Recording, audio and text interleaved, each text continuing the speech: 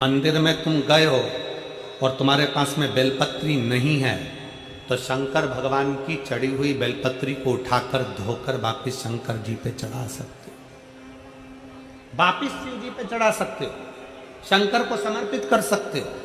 और मान लो शंकर जी के शिवलिंग के आसपास में बेलपत्र भी नहीं है, तुम्हारे पास में लोटा भर के जल भी नहीं है, तुम्हारे पास में चढ़ाने के लिए चावल का दाना भी नहीं है, तुम्हारे पास में चढ़ाने के लिए एक लगाने के लिए दिया भी नहीं है, तो शिव पुराण की कथा कहती है कि अगर कोई भक्त शंकर भगवान पर जल चढ़ा रहा हो या कोई भक्त शिव जी पर एक बेलपत्र चढ़ा रहा हो, मात्र उसके चढ़ाते हुए समय का दर्शन ही कर लेते हो तो हजारों अश्वमेध यज्ञ का फल भी हमें प्राप्त हो जाए। आपके पास में नहीं है, आपके पास में बेलपत्र नहीं है, आपके पास में धतूरा नहीं है, आपके पास में चावल का दाना नहीं है, आपके पास में जल नहीं है, आप तो किसी शंकर के मंदिर में शिवालय में आप पहुंच गए हो, एकांतेश्वर महादेव के पास पहुंच गए हो, भगवान शिव जी के पास पहुंच गए हो, तुम्हारे पास में कुछ भी नहीं है। और अगर कोई एक बेलपत्र भी चढ़ा रहा है, उसके चढ़ाते समय आप उसके बेलपत्र का दर्शन कर लीजिए। आपके पास नहीं है, कोई जल चढ़ा रहा है, चढ़ाते समय उसके जल का दर्शन कर लीजिए। आप शिव महापुराण की कथा सुनने नहीं गए हो, कोई सुनकर तुम्हारा पड़ोसी अगर तुम्हारे मोहल्ले में आया है, उसके मुख का दर्शन कर लीजिए तो भी हजारों अश्वमेध यज्ञ का फल प्राप्त हो।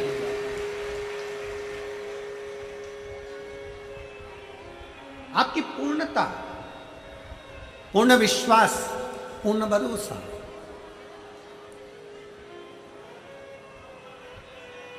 क्यों कहा हमने कि श्री शिवाय नमस्तुभ्यम आपके दरवाजे पर लिखो? क्यों कहा हमने कि श्री शिवाय नमस्तुभ्यम तुम्हारी गाड़ियों पर, तुम्हारी बसों पर, तुम्हारी मोटरसाइकिल पर, तुम्हारी कारों पर श्री शिवाय नमस्तुभ्यम चिपका लो? क्यों? आप दिन भर श्री शिवाय नमस्तुभ्यम नहीं बोल सकते, आपकी गाड़ी जिस मार्ग से निकल कर जाएगी, अगर 4 लोगों ने भी आपकी गाड़ी के ऊपर श्री शिवाय नमस्तुभ्यम पढ़ लिया तो समझ लेना कि उसके बोलने का आधे से ज्यादा पुण्य तुझे मिल गया और तेरे मंत्र जाप का पूरा फल तुझे प्राप्त हो गया।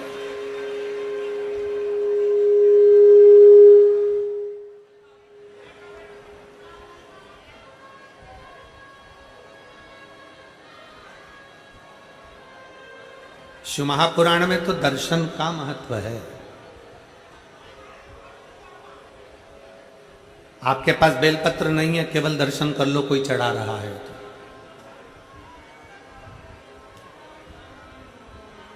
कितना सुंदर एक बात कही गई, स्मरण करिएगा जरा।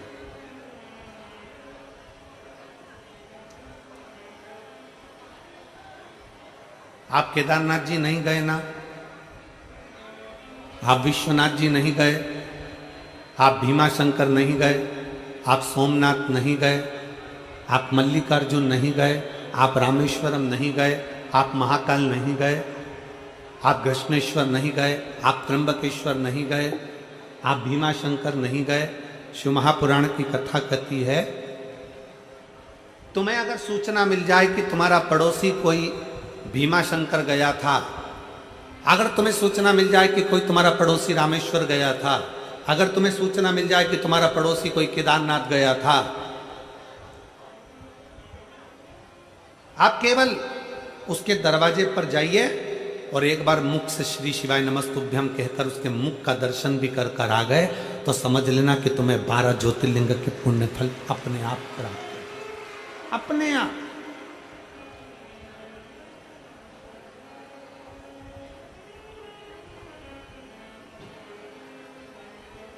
एक विश्वास, एक पत्र है।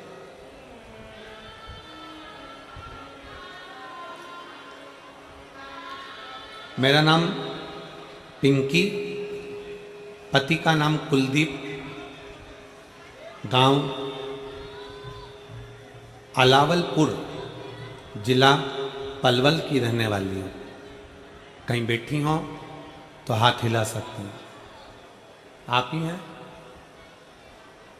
इधर एक चोंगा लगाओ, माइक की आवाज़ नहीं जा रही है इस साइड में। उधर माइक वगैरह लगाइए, आवाज़ नहीं जा रही। या कुछ एक आध वक्त से का मुंह उधर कर दीजिए। मेरा नाम पिंकी पति का नाम कुलदीप, गांव अलावलपुर, जिला पलवल की रहने वाली हूँ। मेरे बेटे का नाम हर्षित है, जिसकी आयु 2 साल की है। गुरुजी, मेरा बेटा 6 महीना का था, तब से मेरा बेटा देख नहीं सकता था। उसकी आंखें ऊपर की ओर रहती थी, वो देखता नहीं था, वो देख नहीं सकता था। हमको बाद में समझ में आया कि मेरे बेटे की आंखें नहीं है, वो देख नहीं सकता। गुरुदेव, डॉक्टरों को दिखाना प्रारंभ करा। बच्चे को लेकर हम हॉस्पिटल गए और डॉक्टरों ने कहा इसकी जांच होगी। और गुरुजी, हमने मेट्रो हॉस्पिटल में जांच कराई। डॉक्टरों ने कहा कि इसे कभी दिख नहीं पाएगा। जब मेट्रो हॉस्पिटल में जांच करी गई तो डॉक्टरों ने कह दिया ये बच्चा कभी नहीं देख सकता, इसकी आंख की रोशनी कभी नहीं आएगी। हमने मेट्रो हॉस्पिटल में जांच कराई और डॉक्टरों ने कहा कि इसे कभी दिखाई नहीं पड़ेगा। डॉक्टरों ने फिर एमआरआई के लिए बोल दिया था और फिर उसकी एमआरआई कराई। उसके दिमाग में कमी बताई और दिमाग में भी कमी बताई और वो आंखों से देख नहीं सकता, ये डॉक्टर ने कह दिया। जब वो 6 महीने का था, तब से लेकर 2 साल का हो गया, तब तक वो देख नहीं पाया। गुरुदेव, फिर हम उसको पलवल ले आए और पलवल के प्रभा आई केयर हॉस्पिटल में जांच कराई तो उन्होंने भी कह दिया कि ये बच्चा कभी भी देख नहीं सकता, इसकी आंख की रोशनी नहीं है। हम बड़े दुखी हो गए। बच्चा 6 महीने का था, तब से इलाज कराते कराते 2 साल हो गए, पर बच्चा देख नहीं पाया। हमारी दीदी ने बताया कि सियोर वाला गुरुजी कथा करता है, टीवी पर आती है। कुबरेश्वर बाबा का नाम लेकर वो कथा करने बैठता है और बाबा की कथा करता है। हमारी दीदी ने कहा कि एक काम करो कि मैं सीहोर जाती हूँ और वहाँ से रुद्राक्ष लेकर आती हूँ। अपन ने सारे डॉक्टरों का इलाज करा लिया, दिल्ली दिखा लिया, पलवल दिखा लिया, और भी जगह पर तुमने टेस्ट करा लिया, इसकी आँख की रोशनी है ही नहीं, तो अब सीहोर चलते हैं। मेरी दीदी सीहोर चली गई। हम इतने दुखी थे कि हम सीहोर भी नहीं जा सके, क्योंकि बेटा और बेटे की आंखें नहीं। मेरी दीदी सीहोर गई, वहां से रुद्राक्ष लाई, कंकर की पूजन कर कर एक कंकर को उठाकर लेकर आ गई। हमारी दीदी ने हमसे कहा कि टीवी के सामने आसन लगाओ, इस बच्चे को वहीं पर बिठाओ और साथ में रुद्राक्ष का जल शिव जी को चढ़ाकर वो जल इस बच्चे की आंखों में भी लगा और इसको पिलाओ। पशुपतिनाथ का व्रत बताया, वो हमने करना प्रारंभ करा। पशुपतिनाथ का व्रत करते करते हमको समय हो गया और 5 व्रत पूर्ण हो गए। गुरुदेव, हम रुद्राक्ष को तांबे के कलश में गलाते, शिव जी को चढ़ाते। आपकी जितनी कथा आती हम बच्चे को टीवी के सामने बिठा देते और टीवी के सामने उसको कथा सुना देते। बाबा, आज मैं बाबा को धन्यवाद देने के लिए आई हूँ, क्योंकि मैंने सुना था कि पंडाल में बैठकर जो मांगा जाता है वो बाबा देता है। आपकी कथा हमारे नज़दीक में नहीं हो रही थी, तब कोसी में अग्रवाल जी कथा कराए। हम कोसी अपने बच्चे को लेकर पहुंच गए।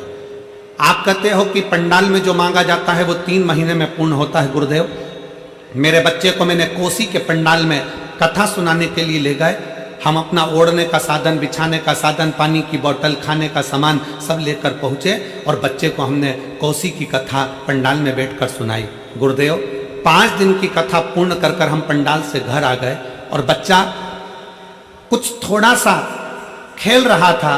खेलते खेलते बच्चा नीचे गिरा और गिरते से ही उसकी आंखें वापिस आ गई और बच्चे ने देखना प्रारंभ कर दिया। मैं बाबा को नमन करने के लिए आई हूँ, अब मेरा बच्चा देख सकता है। गुरुदेव, मैं बाबा को यहाँ प्रणाम करने के लिए आई हूँ। कहीं बैठी हो? पिंकी, पति कुलदीप, गांव अलावलपुर, जिला पलवल की रहने वाली हैं। अगर कहीं बैठी हो तो बेलपत्र के लिए आ सकते। एक शिव पर करा भरोसा, एक शंकर पर करा गया विश्वास।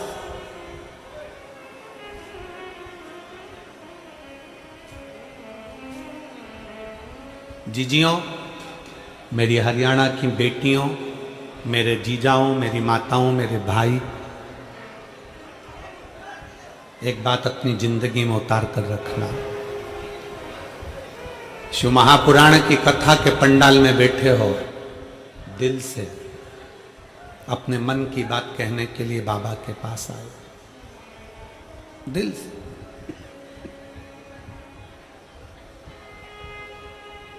इतना दिल से बाबा की कथा सुनो और इतने दिल से बाबा से प्रार्थना करो कि बाबा, हमने सुना है तू पंडाल से किसी को खाली नहीं भेजता, 3 महीने में तू झोली भर देता है। मैंने सुना बाबा से दिल से। रिश्ता तेरा मेरा सबसे प्यारा, रिश्ता तेरा मेरा सबसे प्यारा, तू मेरा बाबा मैं हूँ तेरा लाला, मैं हूँ तेरा लाला, तू मेरा बाबा मैं हूँ तेरा लाला, मैं हूँ तेरा लाला। रिश्ता तेरा मेरा सबसे प्यारा, रिश्ता तेरा मेरा सबसे प्यारा, तू मेरा बाबा मैं हूँ तेरा लाला, मैं हूँ तेरा लाला, तू मेरा बाबा मैं हूँ तेरा लाला, मैं हूँ तेरा लाला। उससे अपने मन की बात बड़े दिल से कहकर जाना। हमारा विश्वास करता है, हम बाबा से रोज प्रार्थना करते हैं, बाबा जिस स्त्री की गोद में संतान नहीं होती उसका लोग अपमान करते हैं, और जिस पुरुष की जेब में पैसा नहीं होता उसका भी बहुत अपमान होता है। इसलिए कोई नारी की गोद खाली ना रहे और किसी पुरुष की जेब खाली ना रहे, वो भर कर रखना,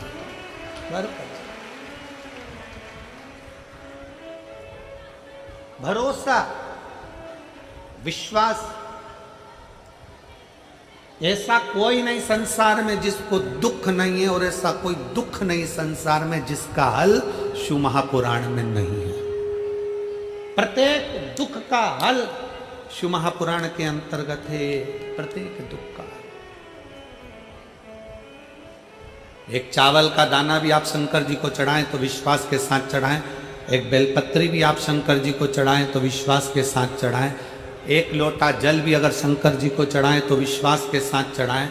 दुख कितना भी बड़ा हो, भगवान के मंदिर में जाकर उससे अपने मन की बात नंदी के पास 2 क्षण बैठकर, नंदी के पास इसलिए बोलते हैं हम कि नंदी के पास बैठकर बोलोगे ना तो नंदी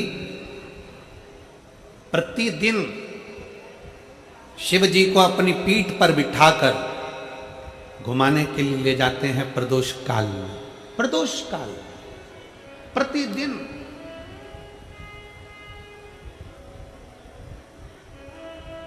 नंदी को दशा मालूम रहेगी ना तुम्हारी, तो एक दिन नंदी भोले बाबा को बिठाकर, शंकर को बिठाकर, मेरे शिव को बिठाकर जब लेकर जाएगा ना, किसी भी दिन प्रदोष काल में हो सकता है कि मेरा शंकर तुम्हारे दरवाजे पर आकर खड़ा हो जाए, तुम्हारा कल्याण करे।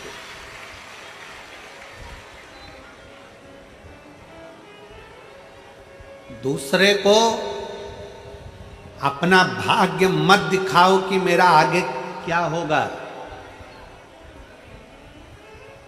दूसरे को अपना भविष्य मत दिखाओ कि मेरा आने वाला समय क्या होगा, क्योंकि जो तुम्हारा भविष्य बता रहा है उसको खुद को नहीं मालूम कि उसका भविष्य क्या होगा।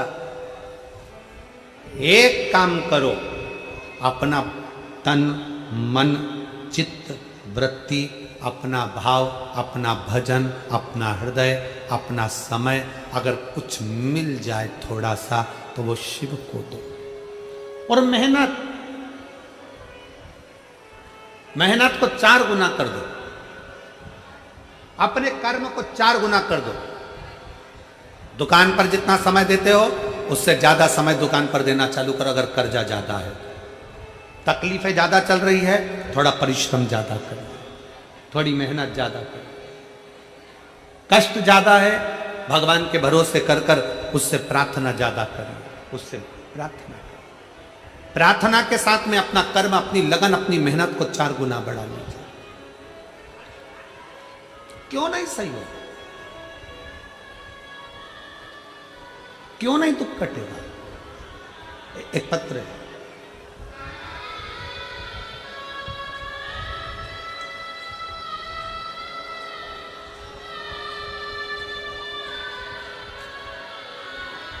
मैं सोनिया,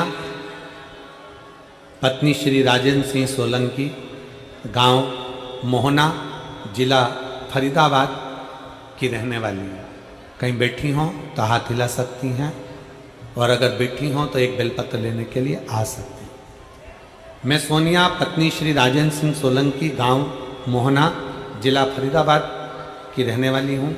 1 लोटे जल का मैं कितना वर्णन करूं गुरुदेव, उतना ही कम है। मैं कई वर्षों से सरकारी नौकरी की तैयारी कर रही थी, हमेशा 1-2 नंबर से रह जाती थी। मेरी ननद विजय लक्ष्मी हमेशा मुझसे कहती थी कि तू पशुपति नाथ के 5 व्रत कर ले और 1 बेलपत्र बाबा को चढ़ाना प्रारंभ कर, शिवलिंग को जल चढ़ाना प्रारंभ कर। गुरुदेव,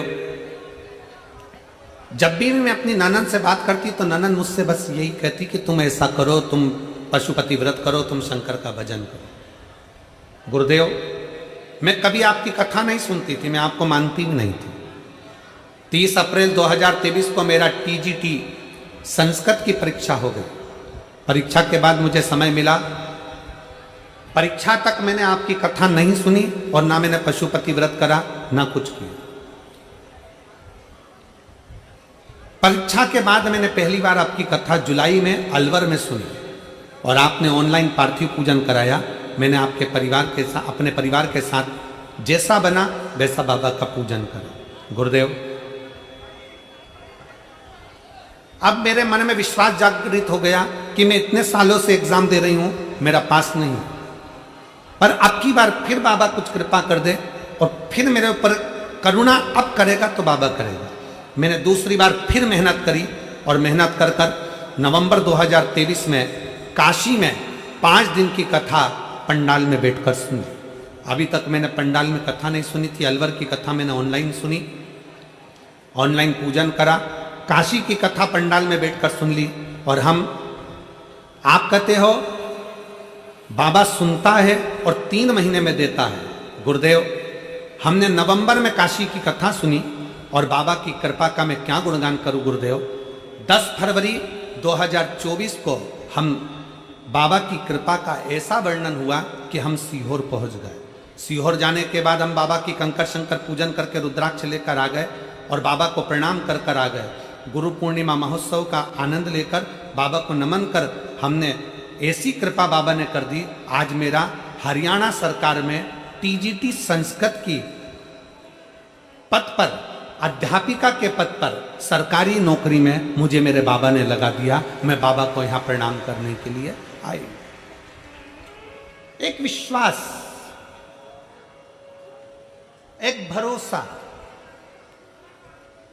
आपके पास देने के लिए शंकर को अगर बेलपत्र भी नहीं है, आपके पास देने के लिए शंकर को एक चावल का दाना भी नहीं है, आपके पास देने के लिए शंकर भगवान को 1 लोटा जल भी नहीं है, तो कोई अगर जल चढ़ा रहा है, कोई बेलपत्र चढ़ा रहा है, कोई चावल का दाना चढ़ा रहा है, उसका मात्र दर्शन कर लीजिए तो भी आपको उसका फल अवश्य मिलता है, उसका पुण्य फल अवश्य प्राप्त होगा,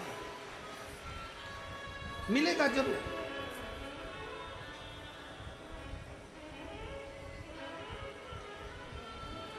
तेरे दरबार की बाबा निराली शान देखी,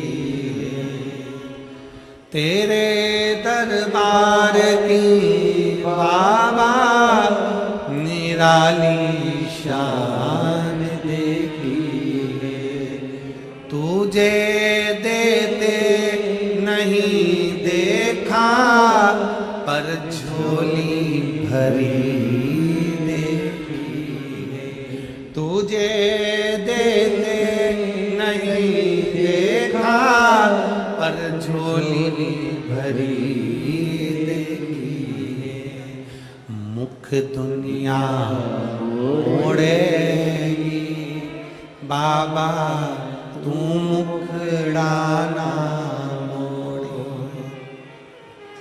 मुख दुनिया मोड़ेगी, बाबा तू मुखड़ाना मोड़ी, मैनू लगी परी तीनू, बाबा तू वेना तोड़ी, मैनू लगी परी तीनू, बाबा तू वेना तोड़ी। दुनिया रूठ जाए पर मेरा शिव ना रूठे।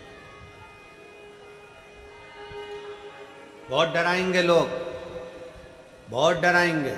शंकर पे जल चढ़ाओगे ऐसा हो जाएगा, शंकर का चढ़ा जल पियोगे वैसा हो जाएगा। दिन भर ज्ञान देने वाले तुम्हें फेसबुक और टीवी पे मिल जाएंगे, 24 घंटे तुम्हें डराएंगे, 24 घंटे डराएंगे। क्यों डराएंगे? क्योंकि शिव महापुराण ने ना जाने कितनों के फालतू के प्रपंच ढोंग प्रपंच सपन करा दिया। एक लोटा जल सारी समस्या का हल, दुनिया जान गई इसलिए शंकर की हो गई। दुनिया जान गई कि इसके बिना हल नहीं है, इसके बिना हल नहीं है।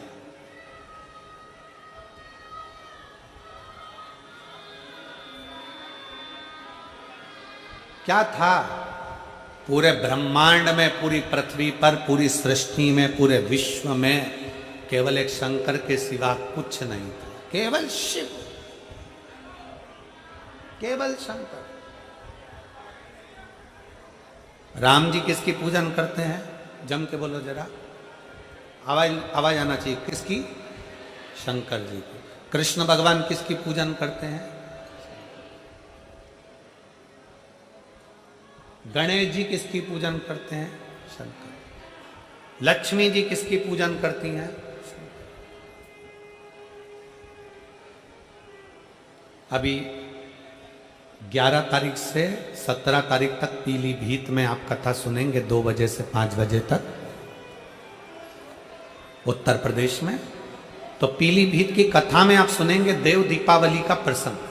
उस कथा में देव दीपावली का वर्णन किया जाएगा कि दीपावली के दिन तो हम दीपदान करते हैं, दीपावली के दिन हम धनतेरस की पूजन करते हैं, दीपावली के समय पे हम रूप चौदस की पूजन करते हैं। पर देव दीपावली ऐसी क्या है कि लक्ष्मी जी ने देव दीपावली करी, इंद्र ने देव दीपावली करी, स्वयं भगवान नारायण ने देव दीपावली करी, 33 कोटि देवता शंकर जी के मंदिर में शिवालय में जाकर देव दीपावली करते हैं। ऐसा क्या है देव दीपावली?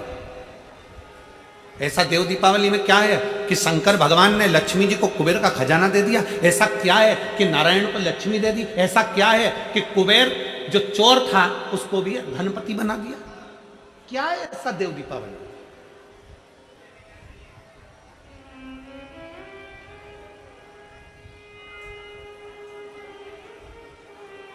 आप उस 7 दिन की कथा में पीलीभीत की देव दीपावली शिव महापुराण की कथा में 2 बजे से 5 बजे तक श्रवण करेंगे कि वो कथा का रस तत्व हमारे जीवन को क्या दे सकता है।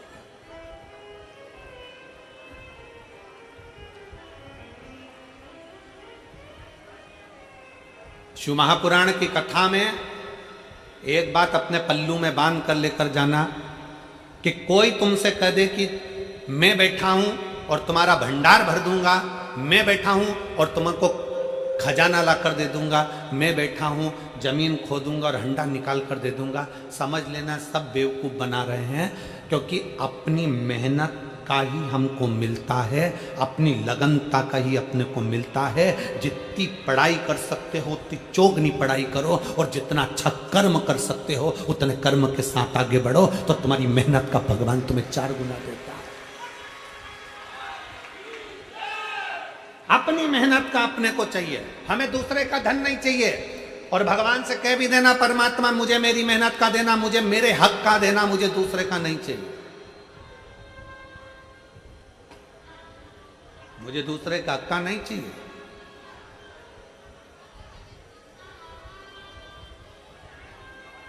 कभी मौका मिले तो एक बार शिव महापुराण के पंडाल में जाकर देखना, ये पंडाल के अंदर बैठी हुई मेरी जीजियों को, मेरे जीजाओं को, मेरी बेटियों को, मेरे बेटाओं को देखिएगा। कोई बिस्कुट देने भी आया ना तो देकर चले गया तो ठीक, कोई समोसा देने भी आया तो देकर चले गया तो ठीक, उसके पीछे भागती नहीं है मेरी ये शिव पुराण की असली श्रोता, शंकर की कथा को असली श्रोता, जो असली सुनने वाले हैं, वो बांटने वालों के पीछे पीछे नहीं भागते, अपनी कथा में लगे रहते हैं। कोई आ गया, दे गया, खा लिया, रख लिया, वो अपनी जगह। और कई लोग ऐसे भी आते हैं, वो केवल ये सोचने के लिए आते हैं कि चलो वहां पर ये मिल जाएगा, बिस्कुट मिल जाएगा, पानी की बोतल मिल जाएगी, ये मिल जाएगा। असली श्रोता अपनी कथा की लगनता छोड़ता ही नहीं, पड़ा है।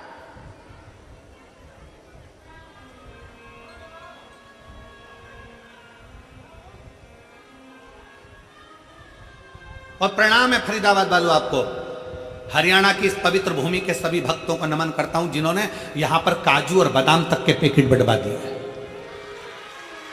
आपको प्रणाम करता हूं, हरियाणा वासियों को, फरीदाबाद वालों को, दिल्ली वालों को, नोएडा वालों को,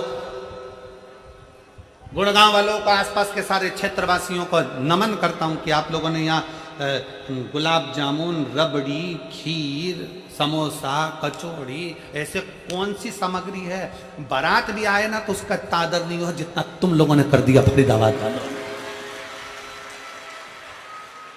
इतना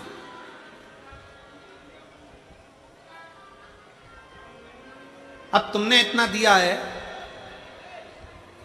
किसी को देखकर दिया है नहीं, तुमने केवल सुनकर दिया है कि बाबा का कोई भक्त, शंकर का कोई भक्त शिव पुराण की कथा सुनने के लिए आया है। भक्त, शिव का भक्त कोई कथा सुनने के लिए आया है, तो आपने अपने भाव से उसको दे दिया, तो वो भी तो फिर कमी रखेगा क्या? वो भी तो सोचेगा कार्तिक का महीना, इतने प्रेम से तूने इन लोगों को दिया तो मैं तुझे देने में क्यों कमी रखूंगा? मैं भी तो छप्पर फाड़ कर तुझको दूंगा, मैं क्यों रखूंगा?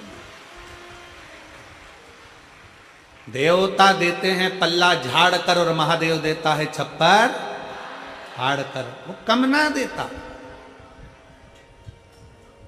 शिव को विश्वास की प्रियता है, शंकर को आपके भरोसे की प्रियता है।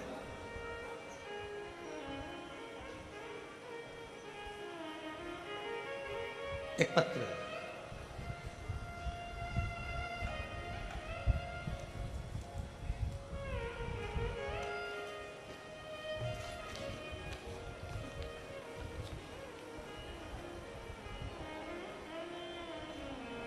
नाम प्रिया, पति का नाम गणेश, फोन नंबर मेरा ये है।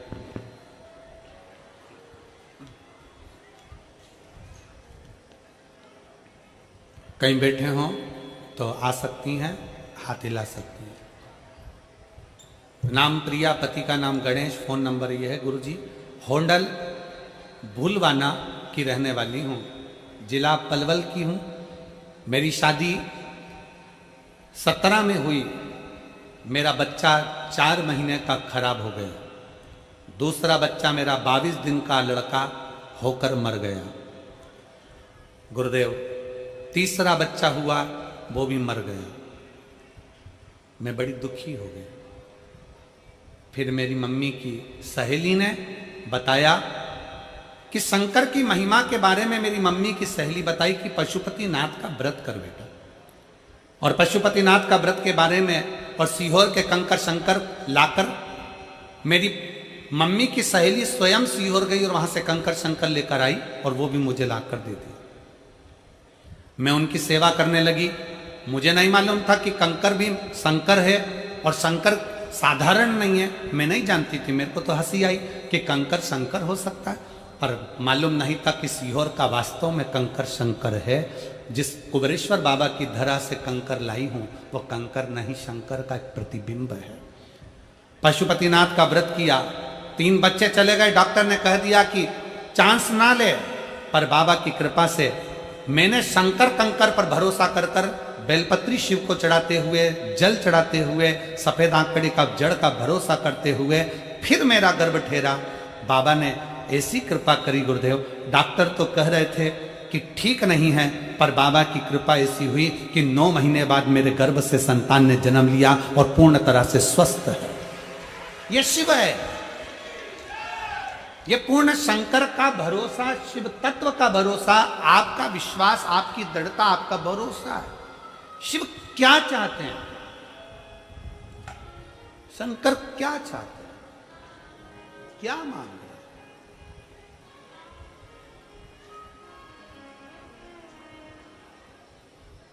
शिव को तुमसे धन की चाह नहीं है, शिव को तुमसे पैसे की चाह नहीं है, शिव को तुमसे वैभव और धन की चाह नहीं, पैसे की चाह नहीं, सत्ता की चाह नहीं। तुम्हारी दौलत तुम अपने पास रखो।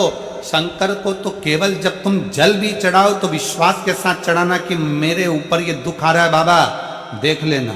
बाबा ऐसी तकलीफ है, देख लेना। बाबा कल मैं डॉक्टर से जांच कराने जा रही हूं, तू देख लेना। बाबा तुझे संभालना है। आश्रित हो जाओ, आश्रित। और शंभु शरणे पड़े मांगू घड़ी रे, दुख काटो दया करी दर्शन आपो। शंभु शरणे पड़े मांगू घड़ी रे, दुख काटो दया करी दर्शन। आश्रित हो जाओ उस पर, पूर्ण विश्वास के साथ आश्रित हो जाओ उस पर। सती मैया शिव जी पर आश्रित हो गई थी, पर मन भटक गया था। अगला अवतार जब माता पार्वती का हुआ तो पार्वती जी ने विचार कर लिया कि मेरी आश्रितता पूर्ण हो, मैं अधूरी आश्रितता न रखूंगी, मैं शंकर पर पूर्ण आश्रित, पूर्ण। अजब।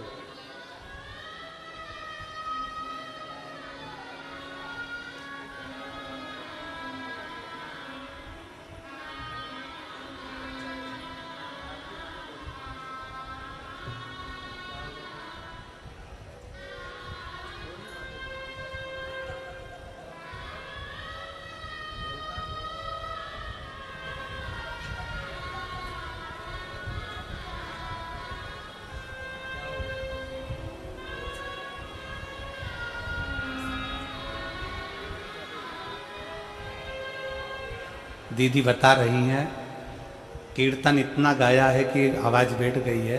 ये बच्चा जो है कुछ बीमारी के कारणवश चले गया था, पर बाबा का जल चढ़ा चढ़ा कर, बाबा की भक्ति करते करते एक लोटे जल ने इस बच्चे को वापस जीवित किया। ये शिव तत्व।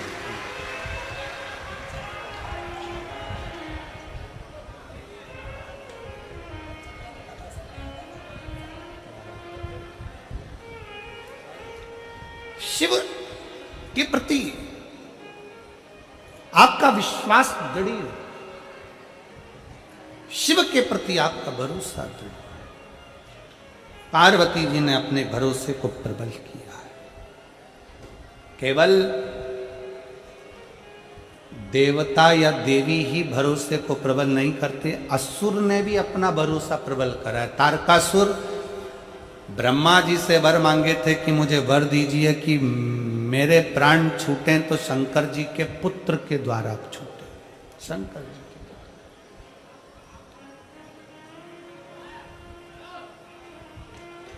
शिव के पुत्र के द्वारा। क्यों मांगा? तारकासुर एक ऐसा असुर था जो भगवान शंकर की भक्ति बहुत करता था, किसी देवता को नहीं मानता था, केवल शंकर को मानता था तारकासुर। और इसे केवल एक तारकासुरी नहीं है, रावण को भी देख लो तो शंकर की भक्ति करता था। इनको भी जाने दो। 3 पात्र हैं महाभारत के। आप लोगों ने गीता सुनी है, कथा सुनी। 3 पात्र।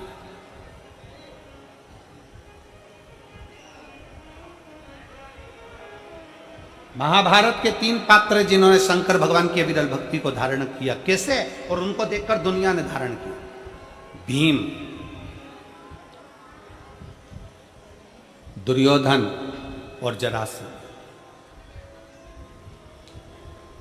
तीनों ने अविरल भक्ति को धारण किया। तीनों तप करने के लिए गए।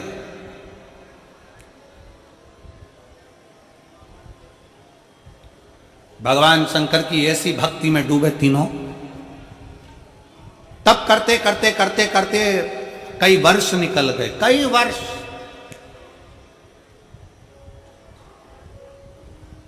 अब भीम को लगी भूख।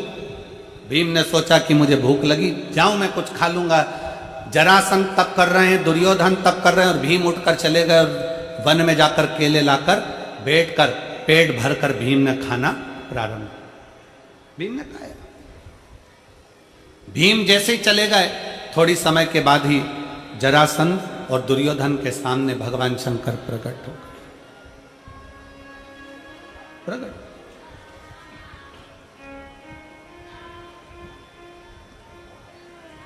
आ जाओ। जरासंध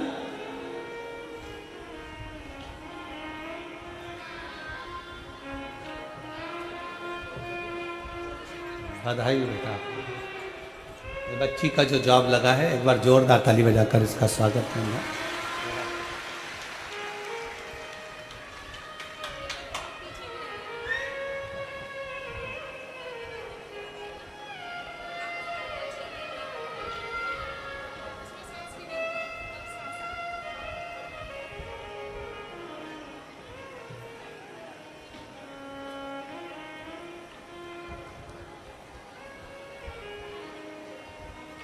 जरासंध और दुर्योधन के सामने भगवान शंकर प्रसन्न होकर प्रकट हो गए। सबसे सरल देव, देवाधिदेव महा सरलता में प्रसन्न होकर प्रकट हो। मांगो तुम्हें क्या चाहिए। दुर्योधन और जरासंध दोनों सामने खड़े थे और दोनों ने हाथ जोड़कर कहा कि हमको 10-10 हजार हाथियों का बल दे दीजिए। 10-10 हजार हाथियों का बल हमें दीजिए। हम में इतनी शक्ति आ जाए कि हम में 10-10 हजार हाथियों का बल रहे, इतनी शक्ति आ जाए।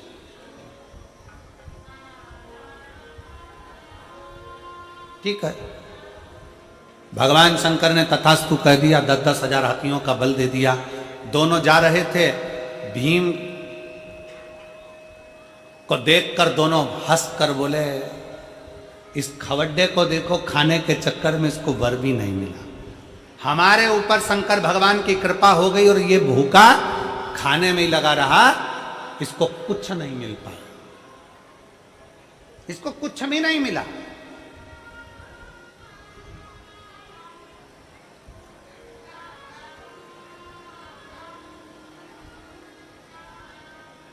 ये तो ऐसे ही रह गया। भीम के ऊपर हंसने लगे, ताना कसने लगे, खवड्डा करने लगे। खाने के चक्कर में भगवान की भक्ति छोड़ दी, ये कर दिया, वो कर दिया।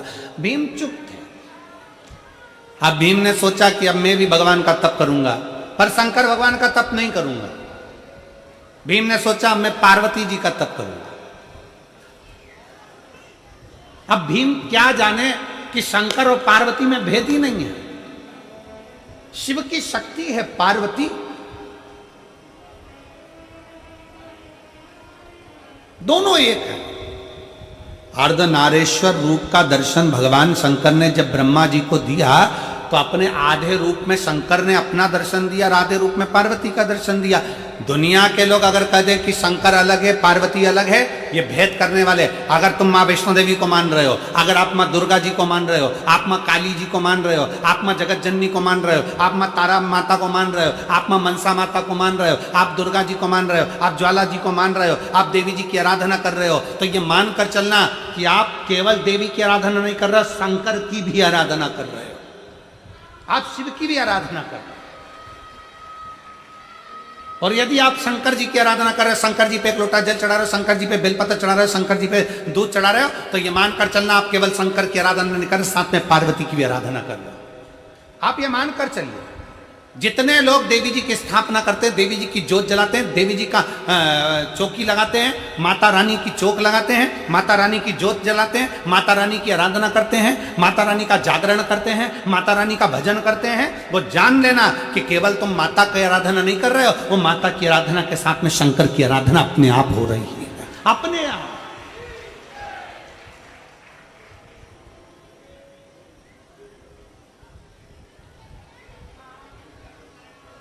शिव शक्ति में कोई भेद नहीं है।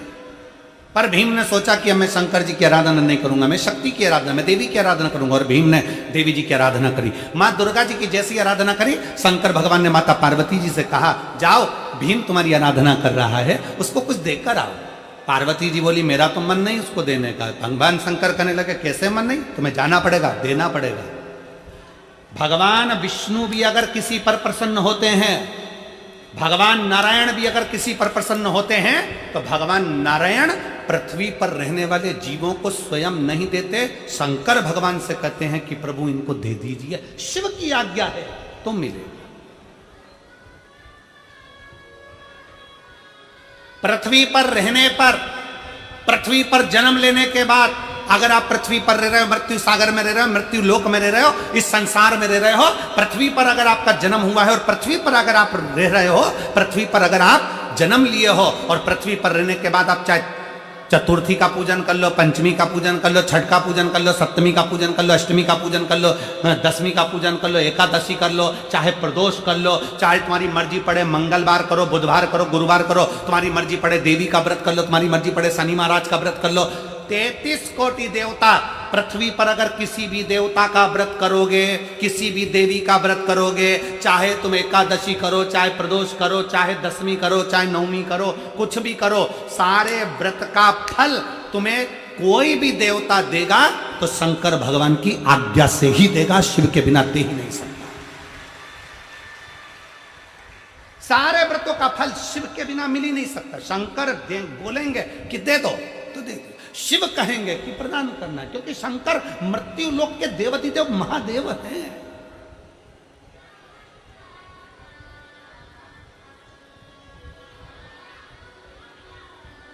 शिव मृत्यु लोक के देव हैं। तुम्हारी करी गई एकादशी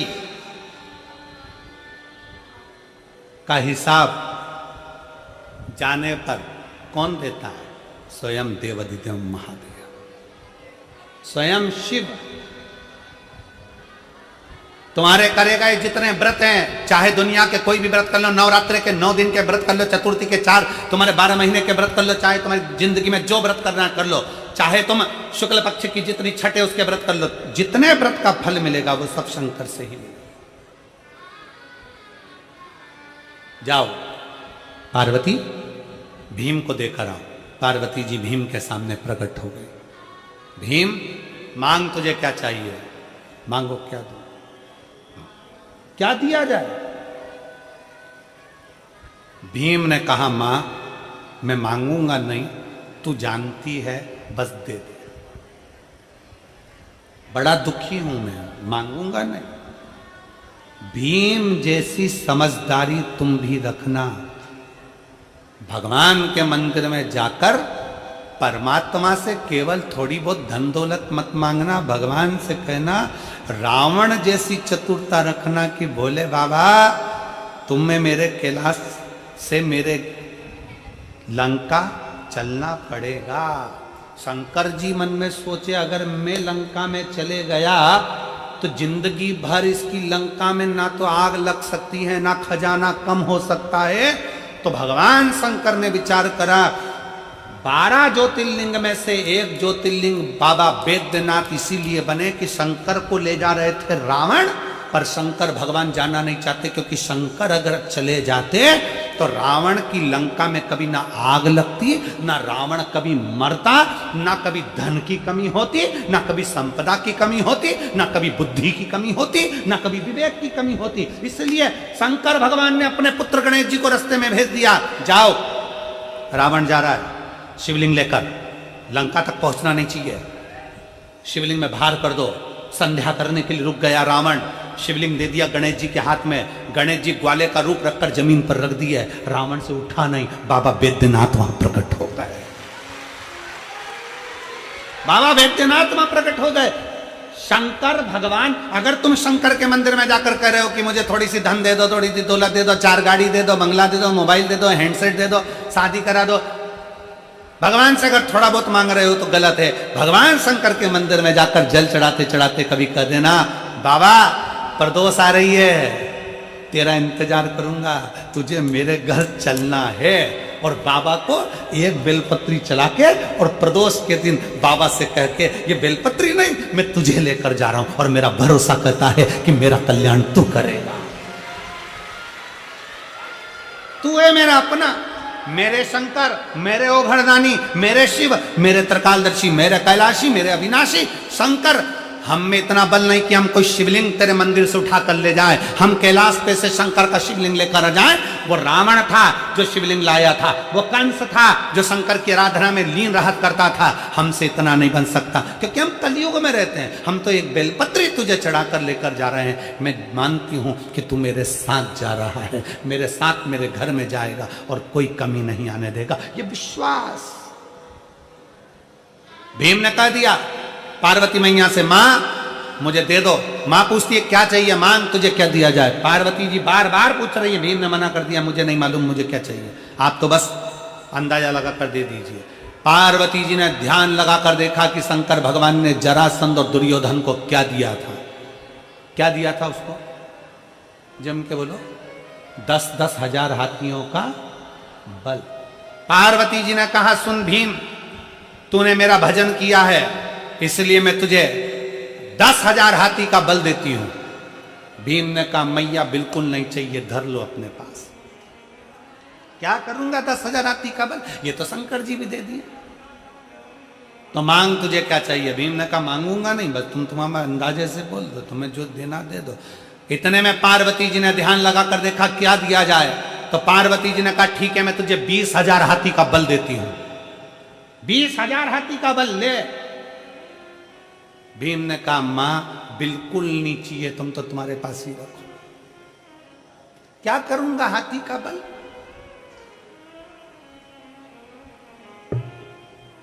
दो चीजें हैं, बहुत ध्यान से सुनना।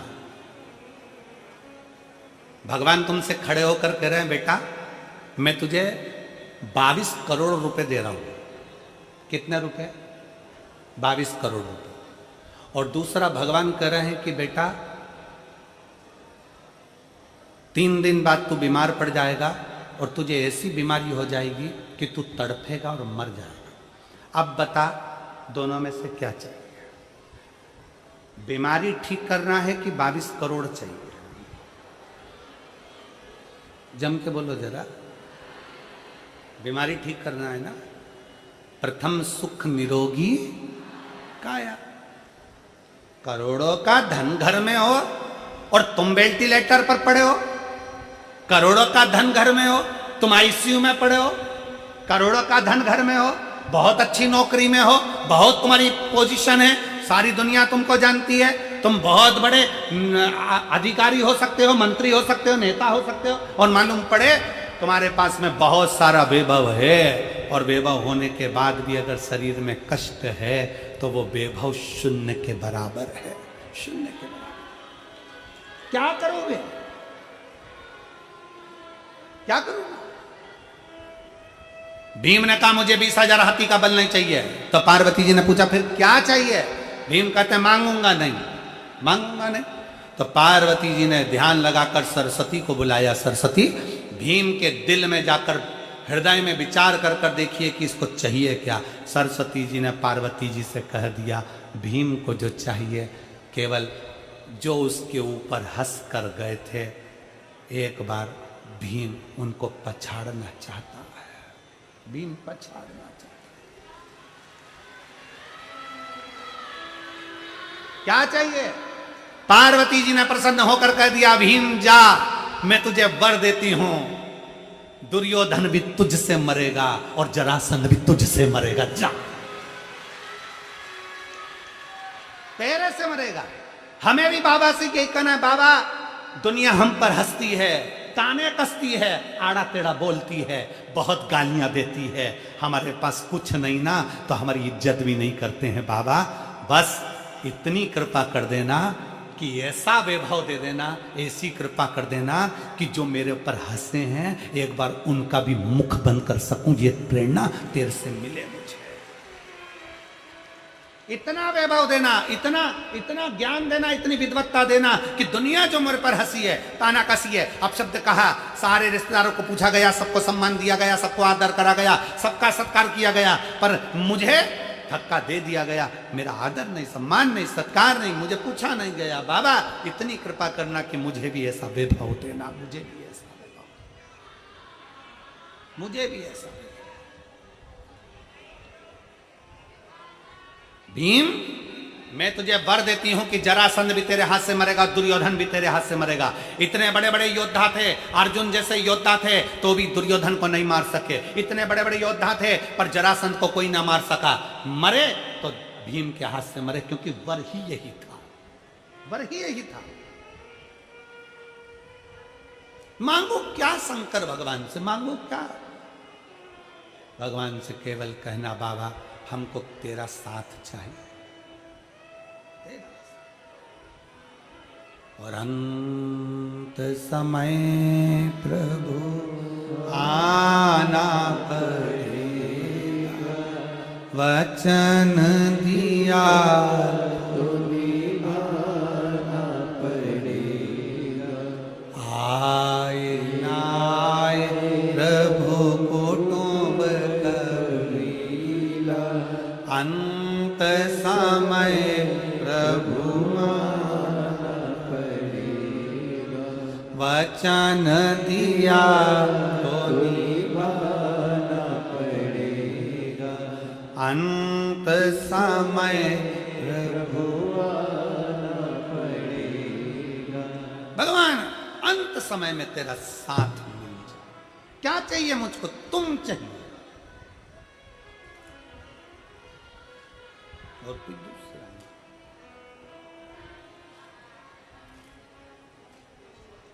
हम क्या मांगे हैं? क्या क्या मांगे?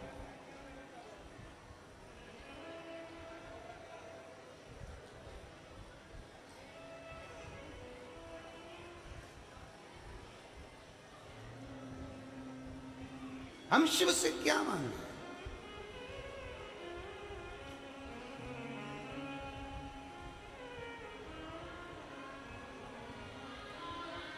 भगवान शिव से बस दिल से, हृदय से बाबा को प्रार्थना कर सकते हो, प्रार्थना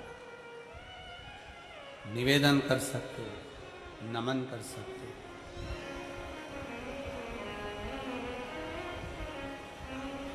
समझाना बड़ा मुश्किल है, आखिर वो दर्द दिल सच्चा दरबार लगाए, ये भोले की महफिल है। सच्चा दरबार लगाए, ये भोले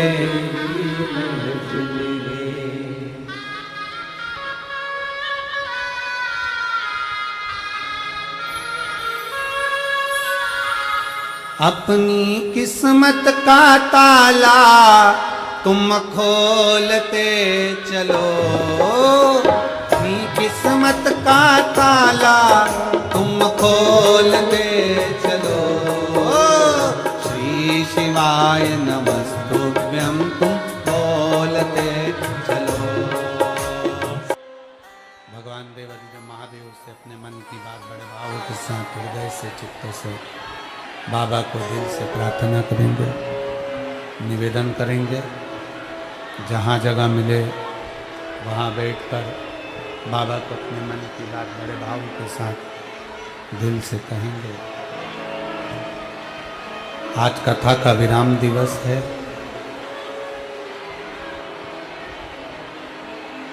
जहाँ जगह मिल जाए वहाँ बैठकर बोलिएगा।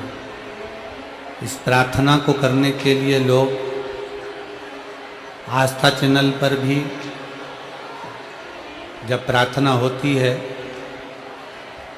वंदना होती है, तब आस्था चैनल के माध्यम से भी लोग अपने अपने घरों में बैठकर इस प्रार्थना को गुनगुनाते हैं। फेसबुक यूट्यूब पर भी इस प्रार्थना को दिल से लोग भाव से गुनगुनाते हैं। श्री शिवाय नमस्तुभ्यं साथ में बोलना है।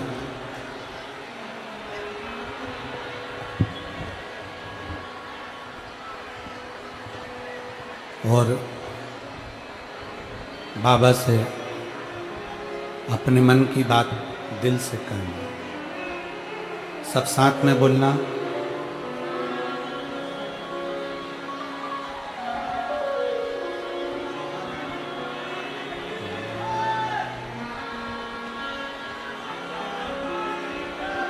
श्री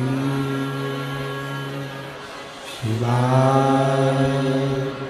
नमस्तुभ्यं श्री शिवाय नमस्तुभ्यं श्री शिवाय नमस्तुभ्यं श्री शिवाय नमस्तुभ्यं श्री शिवाय नमस्तुभ्यं। भोला सब दुख काटो हमारा, ओ भोला सब दुख काटो हमारा। शिव शंकर जपो तेरी माला, भोले बाबा जपो तेरी माला। भोला सब दुख काटो ओ भोला सब दुख काटो। वेश मंगलकारी, वेश मंगलकारी। शमशान वासी हमारा, शमशान वासी हमारा।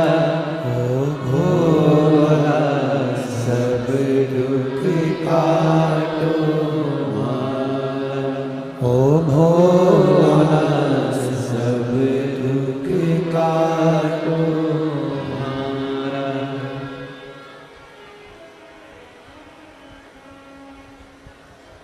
नरसिंह अवतार बैसाख के महीने में हुआ, कुर्मा अवतार बैसाख के महीने में हुआ, हयग्रीव अवतार बैसाख के महीने में हुआ, परशुराम अवतार बैसाख के महीने में हुआ, माता जानकी का अवतार बैसाख के महीने में हुआ। आखिर बैसाख के महीने में, माधव महीने में इतनी महत्वता क्यों?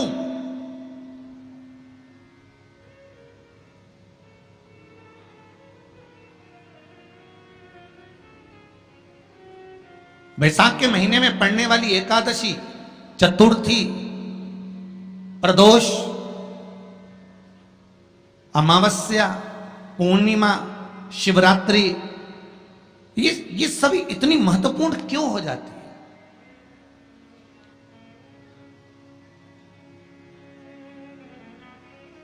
इसकी महत्वता इतनी प्रबल क्यों हो जाती है? किस लिए? क्योंकि बैसाख का जो महीना पड़ता है, सूर्य की संपूर्ण तपन, सूर्य देव अपने पूर्ण तेज के साथ में, पूर्ण तेज के साथ में मृत्यु लोक के निवासियों पर, चाहे जलचर हो, थलचर हो, वायुचर हो, चाहे जो जीव हैं, उस पर जब किरण फेंकते हैं तो संसार का जो मनुष्य है उस पर जब ताप पड़ता है तो ताप पड़ने के कारण उसके मुख से भगवान का नाम निकल ही जाता है, स्मरण नाम निकल ही जाता है। जब उसके मुख से भगवान का नाम निकलता है तो वो भगवान की शरणागति खुद ग्रहण कर लेता है स्वयं।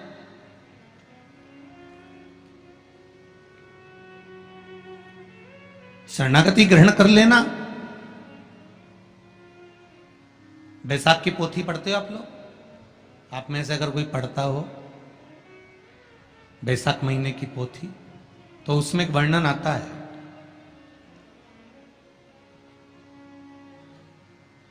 गीता प्रेस गोरखपुर के कल्याण अंक में भी आप ये पावन बैसाख चरित्र श्रवण कर सकते हैं। उसमें बैसाख महीने की पोथी में 10वें दिवस की कथा में 10वें अध्याय में एक व्याध और शंख मुनि का चरित्र आता है।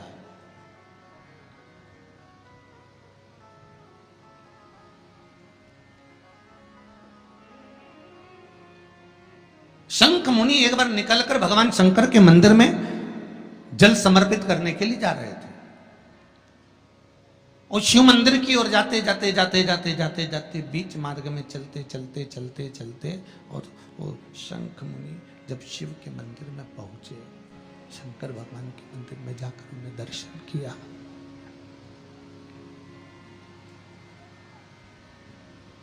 जल का पात्र उठाया और वो जल का पात्र उठाकर जब भगवान शिव को समर्पित कर रहे थे तो उसी समय जल का पात्र उठाकर जब शंकर भगवान को समर्पित करा गया और शंख मुनि निकलकर जब बाहर आ रहे थे, आते आते शंख मुनि के मन में एक भाव उत्पन्न हो गया कि जब हम भगवान शिव को कुछ वस्तु समर्पित करते हैं तो उसका फल, उसका पुण्य फल हमें कितने समय में प्राप्त होता है। ये शंख मुनि के मन में एक विचार जागृत हो गया, शंख मुनि के मन में एक भाव जागृत हो गया।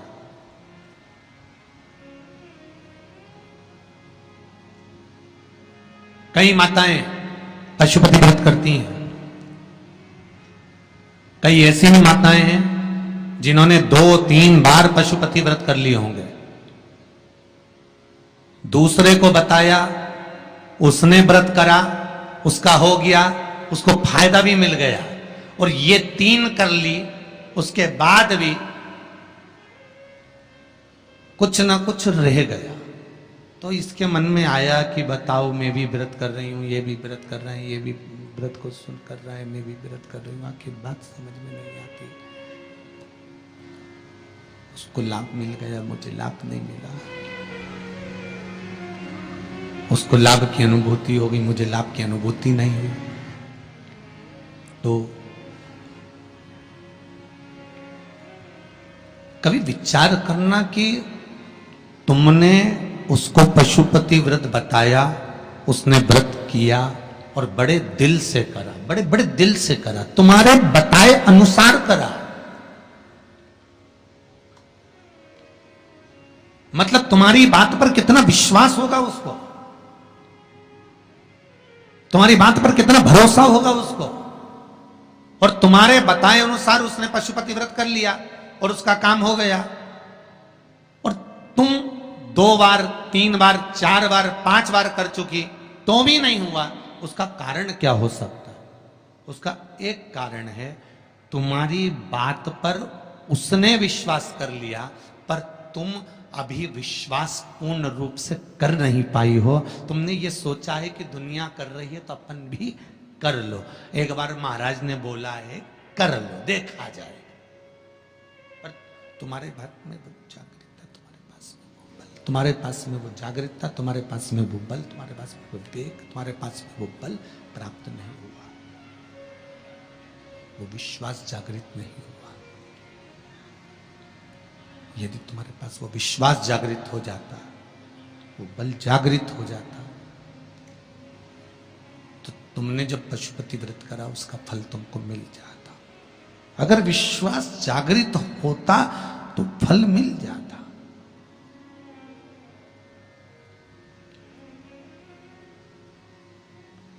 विश्वास जागृत होने पर फल की अनुभूति है। किस किस के घर में तुलसी का पौधा है? सबके यहां है, रख लो।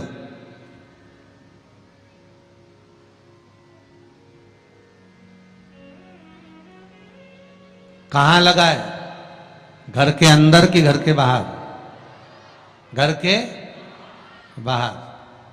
ठीक है। दिया लगाते हो? अच्छा, कौन है वो जिस तुलसी मैया को दिया लगाते हो? कौन है वो?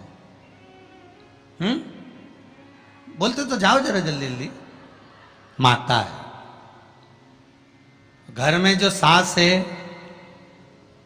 वो कौन है? वो भी बोलो तो जम के बोलो जरा। माता है। बैसाख का महीना चल रहा है, बहुत जोरदार गर्मी पड़ रही है, बहुत जोरदार गर्मी, खूब जोर की।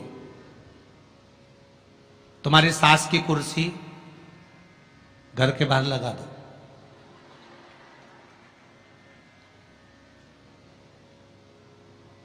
कितने घंटे बैठ सकती है वो? बोलो जरा, जम के बोलते जाओ। यहां विश्वास की कथा चल रही है, भाव और श्रद्धा की कथा चल रही है। कितने घंटे बैठेगी वो? अरे 1 घंटा भी जाने दो रिजी जी हो। 15 मिनट ऐसी चिलचिलाती हुई धूप में वो बैठ जाए, बहुत कठिन बात, बहुत कठिन। तुम्हारे घर के दरवाजे पर तुलसी का क्यारा है, तुम उसको दिया लगाती हो, माता कहती हो, पूछती हो, पूजती हो। तुमने तुलसा महारानी से कहा, मां बैसाख की गर्मी पड़ रही है, तेरे को गर्मी लग रही होगी, चल थोड़ी देर में तुझे अपने कक्ष में लेकर चलती हूँ, थोड़ी छांव में रख देती हूँ, तेरे ऊपर एक छत्र लगा देती हूँ, थोड़ा सा एक ब्लाउज का टुकड़ा पड़ा हुआ है, पीस पड़ा हुआ है, उसको मैं तेरे ऊपर डाल देती हूँ, जिससे तुझे गर्मी कम लगेगी। कभी विचार किया? पिनाया है सबने? ए झूठे लियो पाटीदार जी, गाड़ी लगाओ जरा, सबका घर चला। देख के तो आए कित्तों के घर में पिनाया है? अरे देखा देखी में काम बिगड़ जाता है। एक बार कक्षा 8वीं का पेपर था, बच्चों के लिए एग्जाम में लिखने को आ गया, दिल्ली की सबसे बड़ी मीनार का नाम लिखो। आगे वाले ने लिख दिया दिल्ली में कुतुब मीनार है, पीछे वाले ने आगे वाले का देखकर लिख दिया दिल्ली में कुतिया बीमार है। जितने बैठे हैं उसमें से 50, 100, 200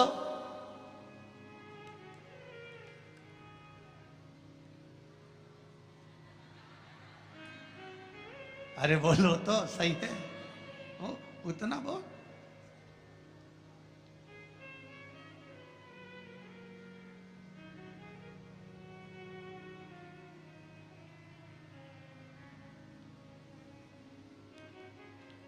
ये तो आपकी चित्तवृत्ति में आपको थोड़ा सा वो कहते हैं ना, एक पत्नी अपने पति के पांव छूती है, एक पत्नी अपने पति को प्रणाम करती है, और बाकी की जितनियों से पूछा गया क्या सब पांव छूती है? हाँ, तुरंत तैयार।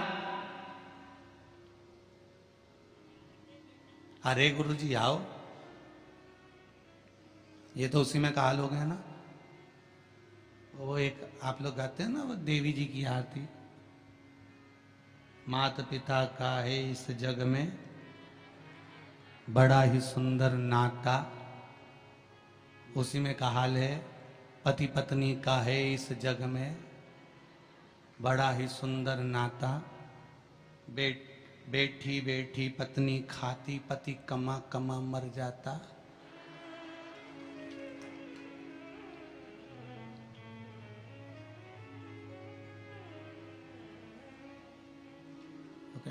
सारी तनख्वाह निपटाने वाली, बच्चों के नाम पर आइसक्रीम खुद खा जाने वाली। विचार करे सुख का। हम सोचे कि एक उठाया सब ने, हाँ हमने भी डाल रखा है। अरे थोड़ा सा दिल में, हृदय में, चित्त में, मन में भाव लेकर जा, बस थोड़ा सा भी लाए ना, उतने में तो कल्याण हो गया। जैसे पत्र में किसी ने लिखा कि बच्चे शिव मंदिर में जाते हैं, नंदी महाराज के कानों में कुछ कहते हैं, उसको कहना नहीं आता, तो तेरी भाषा से, दिल से, हृदय से, चित्त से, मन से जो कहा भगवान ने उसको स्वीकार कर लिया। अब कहे तो है ना दिल से। शिव मंदिर में जाना, एक लोटा पानी चढ़ाना, शंकर को यदि एक चावल का दाना चढ़ाया, एक मूंग का दाना चढ़ाया, एक फूल की पत्ती को भी समर्पित करा, तो शिव ने उसको स्वीकार करा। शंकर भगवान पर एक बेलपत्र चढ़ाई, शिव ने उसको स्वीकार करा। अब देव तो शंकर हो,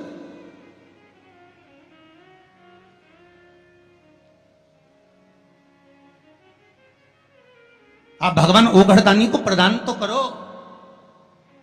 शंकर भगवान पर चढ़ी हुई एक बेलपत्री का मोल तत्व संसार का मनुष्य जिस दिन समझ गया, उस दिन उसको डॉक्टर के पास जाने की जरूरत ही नहीं पड़ेगी। केवल एक बेलपत्र का अगर उसने शंकर भगवान पर चढ़ी हुई एक बेलपत्र के मोल तत्व को अगर वो समझ गया, तो भगवान शंकर की भक्ति को अगर वो समझ गया, महामृत्युंजय मंत्र को अगर समझ गया, श्री शिवाय नमस्तुभ्यम मंत्र को समझ गया, पंचाक्षर मंत्र नमः शिवाय को समझ गया, षडाक्षर मंत्र ओम नमः शिवाय को अगर वो समझ गया, तो उसको फिर डॉक्टर के पास जाने की जरूरत नहीं पड़ेगी। उसकी भक्ति का बल इतना बढ़ जाएगा, श्रद्धा का बल इतना बढ़ जाएगा कि उसको कहीं जाना ही नहीं पड़ेगा।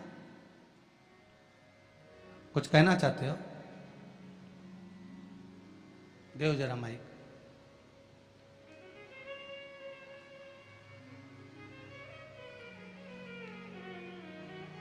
कॉर्डलेस देव संजय।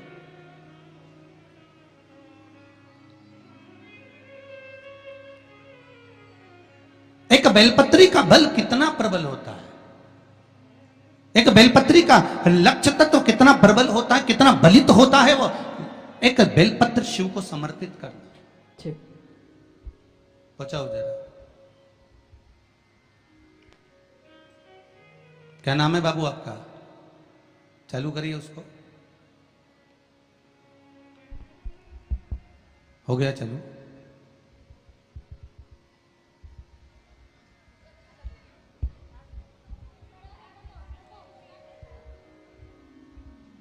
श्री शिवाय नमस्तुभ्यम। श्री शिवाय नमस्तुभ्यम गुरुजी। कहाँ से हैं बाबू आप? मैं बिहार के रहने वाला हूँ, जमुई जिला के, लेकिन मैं जॉब करता हूँ मुंबई में। मुंबई में जॉब करते हैं। भोलेनाथ की असीम कृपा हुई है बाबा मुझ पर।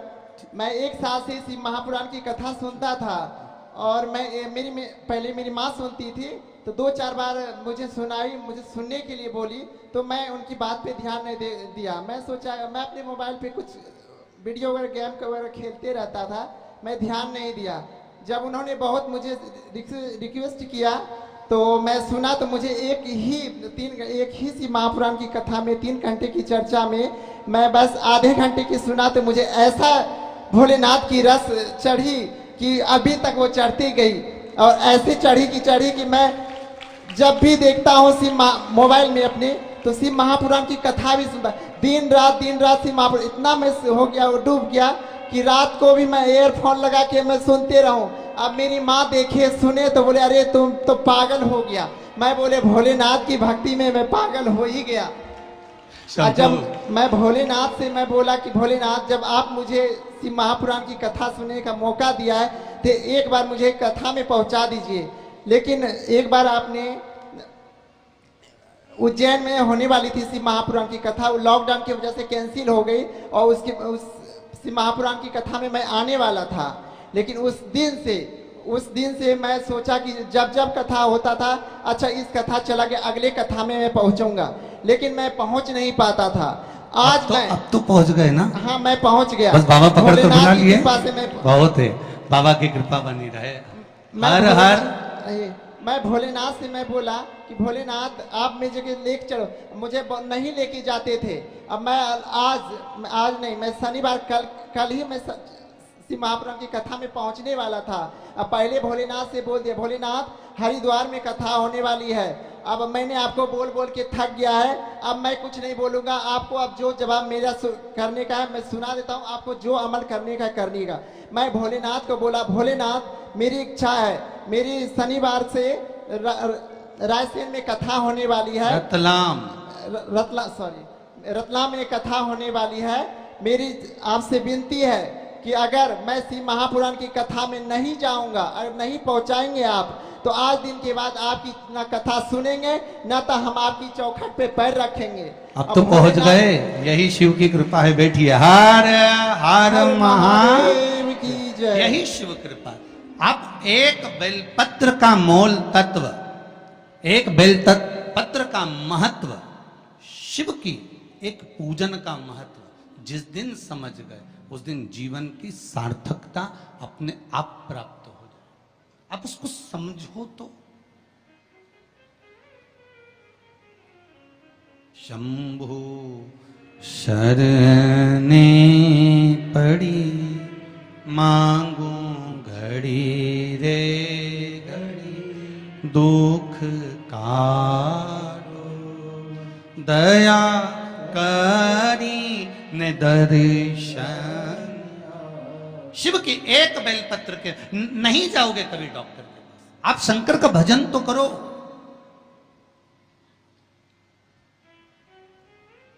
आप सूर्य नारायण भगवान को अर्घ तो दो।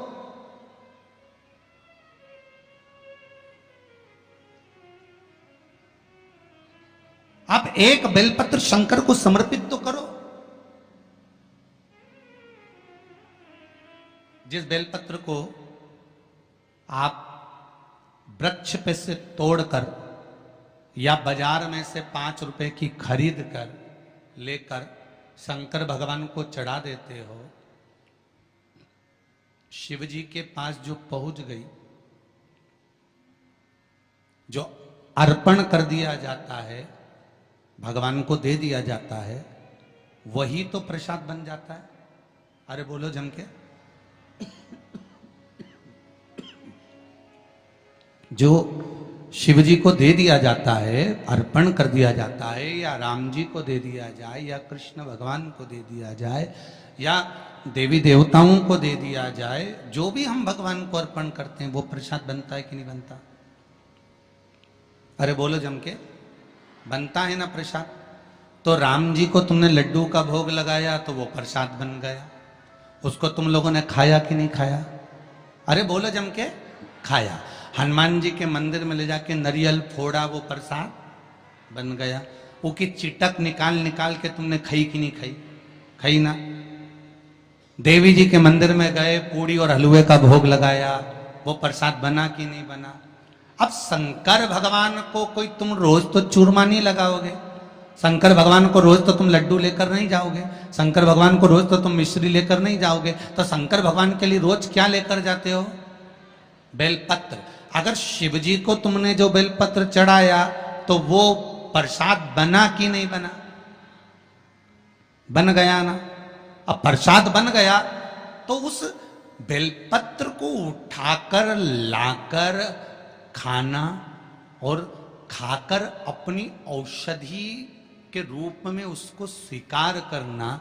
उसके बाद इस शरीर में चाहे शुगर हो, चाहे बीपी हो, चाहे ब्लड प्रेशर किसी भी रूप में हो, चाहे किडनी, लीवर कुछ भी डैमेज हो रहा हो, डायलिसिस चल रहा हो, अब एक बार बाबा को चढ़ाकर उससे विनती कर कर तो लाओ कि हे शंभु, ये तेरे बल पर लेकर जा रहा हूं।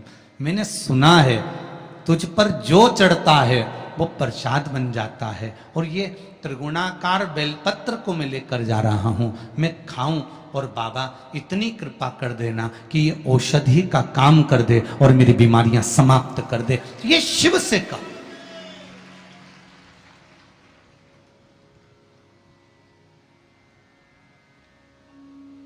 क्यों निर्माल्य बनकर फेंका जाए बेलपत्र को?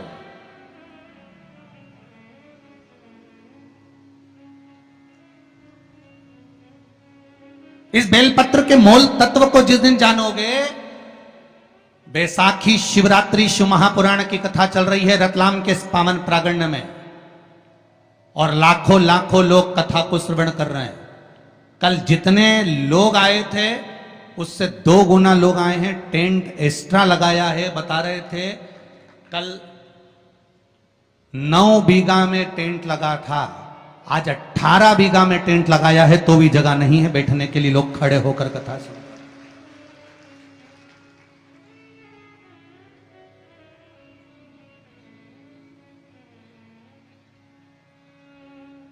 और 18 बीघा के टेंट में भी जगह नहीं। पीछे पुरुष को आप एक निगाह अगर मार कर देखेंगे तो ढेरों में खड़े हैं। इधर देखो उधर देखो, जहां निगाह पहुंच जाए उधर देख लीजिए। हमारे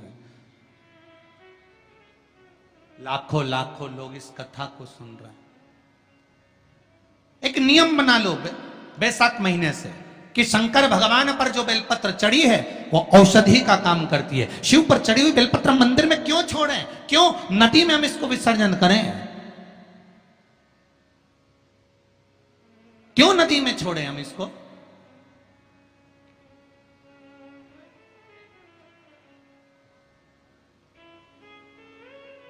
उसको उठा लाए, उसका प्रयोग करा, खाया, और उसका जो फल हमें मिला वो जीवन का सुख। हम तो ब्राह्मणों से भी कहेंगे, जितने ब्राह्मण जन शंकर भगवान के मंदिर में पूजन करते हैं, जितने विप्र जन भगवान शिव के मंदिर में पूजन करते हैं, उनको करबद्ध निवेदन, उनके चरणों को प्रणाम कर कर, उनके चरणों को नमन कर कर, उन ब्राह्मणों के चरणों को नमन कर कर निवेदन करूंगा कि आप शंकर जी के मंदिर में कोई प्रसाद बांटो ना बांटो, जो बेलपत्र शंकर जी के मंदिर में चढ़ती है उस बेलपत्र को उठाकर धूप में डाल दो, सुखा लो, पीस लो, और पीसने के बाद उसकी पुड़िया बना लो।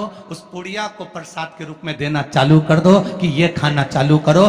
किडनी, लीवर, शुगर, बीपी सब धीरे धीरे धीरे धीरे समाप्त होने लगेगा। तुम करो तो।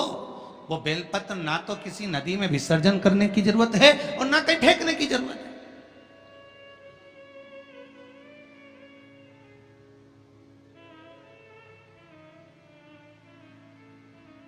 प्रतिदिन भगवान को तुलसी चढ़ाते हो ना? तो रोज भगवान को तुलसी उनके भोग में चढ़ाते हो, उनके सामने चढ़ाते हो, उनके सम्मुख में ठाकुर जी के तुलसी चढ़ाते हो। उठा लाए, प्रयोग में लो, क्यों उसको विसर्जन में डालते हो?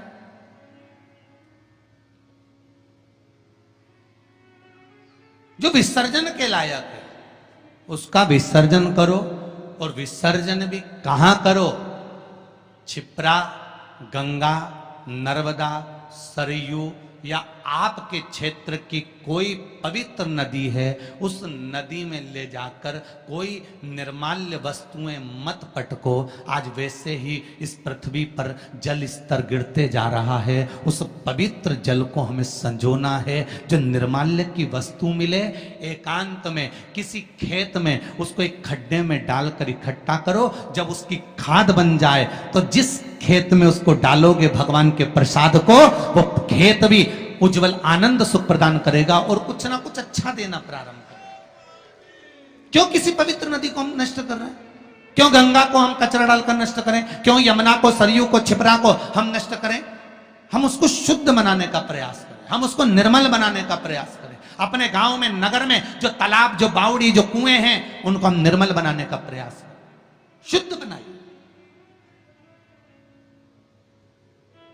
भगवान ब्रह्मा और भगवान विष्णु ने यह संवाद निश्चित कर दिया कि मैं चरण देखने के लिए जा रहा हूं, आप शीश देखने के लिए जा रहे हैं। शीश में भगवान नहीं मिल पा रहे।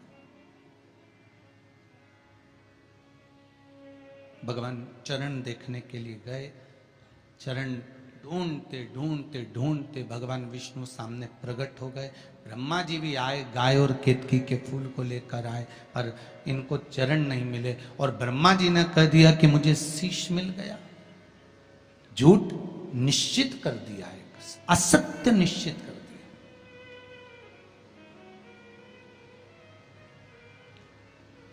जितने झूठ बोलने वाले होते हैं ना, उनसे एक निवेदन है, बोलो। तुम्हारी झूठ बोलने की आदत है ना, खूब बोलो, हमारी तरफ से एकदम फ्री। झूठ बोलो, खूब बोलो। गला पकड़ रहा है बाबू। झूठ बोलो, खूब बोलो, दमदारी से बोलो।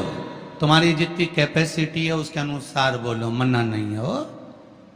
हम ये भी नहीं बोलेंगे कि मत बोलो, पर झूठ कहां बोलना है वो समझ लेना। पत्नी पति से झूठ ना बोले, शिव महापुराण की कथा कहती है।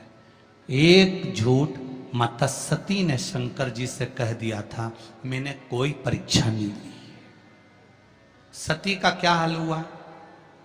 बोलते जाओ जल्दी जल्दी, अपने रतलाम वाले हैं, बोलते जाओ। सती का क्या हुआ था? जल के क्यों जली?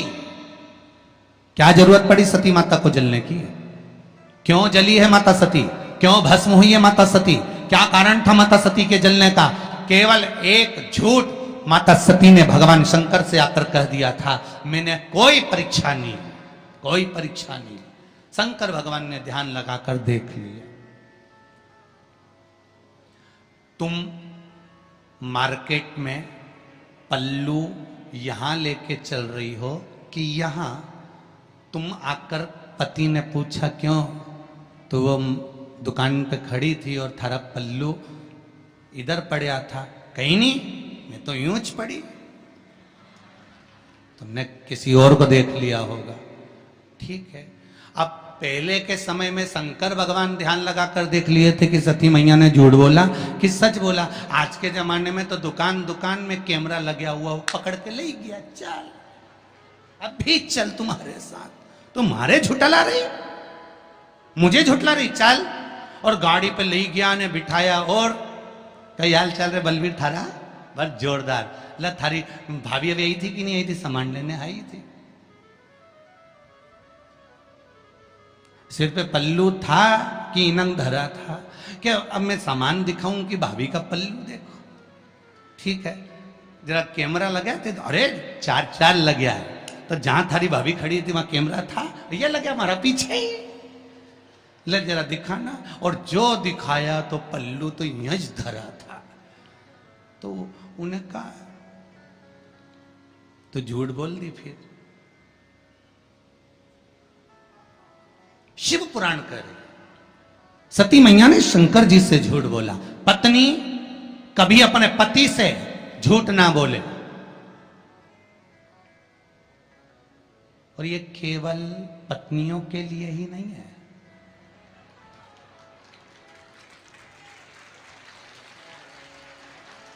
कितनी खुश हुई रे तुम लोग, गजब। केवल ये पत्नियों के लिए नहीं, पतियों से भी निवेदन है, झूठ ना बोले। पत्नी पति से, पति पत्नी से झूठ ना बोले। और एक निवेदन करूंगा मेरे घर की बेटियों से, क्योंकि आप मेरे घर की बेटी हो, भारत की भूमि पर जन्म ली हो, और भारत की भूमि पर जो बेटियां जन्म लेती हैं वो मेरे ही घर की बेटी कहलाती है। उनसे निवेदन करूं कि आप, मेरी बेटियों से निवेदन है,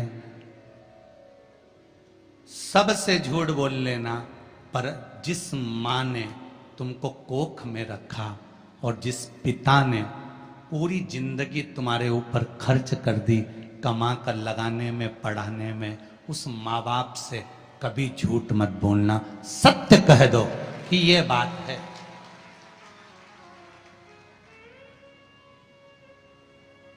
निर्णय तुम्हारे माता पिता लेंगे।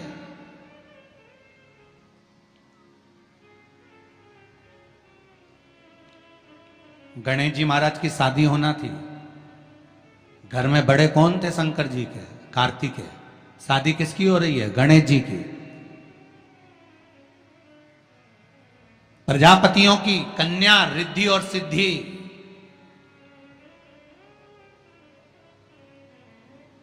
जब देव ऋषि नारद ने कहा प्रजापति से बेटियों का विवाह नहीं करना है, करना है, पर मैंने अभी बेटियों से पूछा नहीं है। विवाह के लिए मुझे बेटियों से तो बात करना पड़ेगी ना कि बेटियां विवाह करना है मुझे तुम्हारा। बेटियों ने अपने पिताजी से कहा, पिताजी हम भी विवाह करने को तैयार हैं, पर बात इतनी सी है कि हम विवाह तो कर लेंगे, पर बात केवल एक तत्व की है कि पिताजी हम विवाह तो करें, पर हम दोनों का जन्म एक साथ हुआ है, इसलिए विवाह भी एक ही लड़के से करेंगे। ठीक है। दूसरा, हमें मीठा खाने का शौक है, लड़का भी ऐसा होना चाहिए कि उसको भी मीठा खाने का शौक। ठीक है। हम दोनों बहन धीरे धीरे बात करती हैं, उसके कान ऐसे होना चाहिए कि वो हमारी धीमी बात को भी सुन ले। ठीक है। हम जब भोजन बनाएं, आवाज लगाने की जरूरत नहीं पड़े, सुगंध नाक में जाए और दौड़ के आ जाए, ऐसा तुम्हारा दामाद होना चाहिए। ठीक है। और जहां बैठे तो लगे कि जमाई साहब बैठे हैं, उठ उठ के नी भागे, ऐसा दामाद होना चाहिए। तो देव ऋषि नारद ने पूछा तुम्हारी लड़कियों के लिए कैसा लड़का चाहिए, तो क्या बेटियों ने बताया ऐसा ढूंढ लो, तो ढूंढ लिया और एक ही मिला।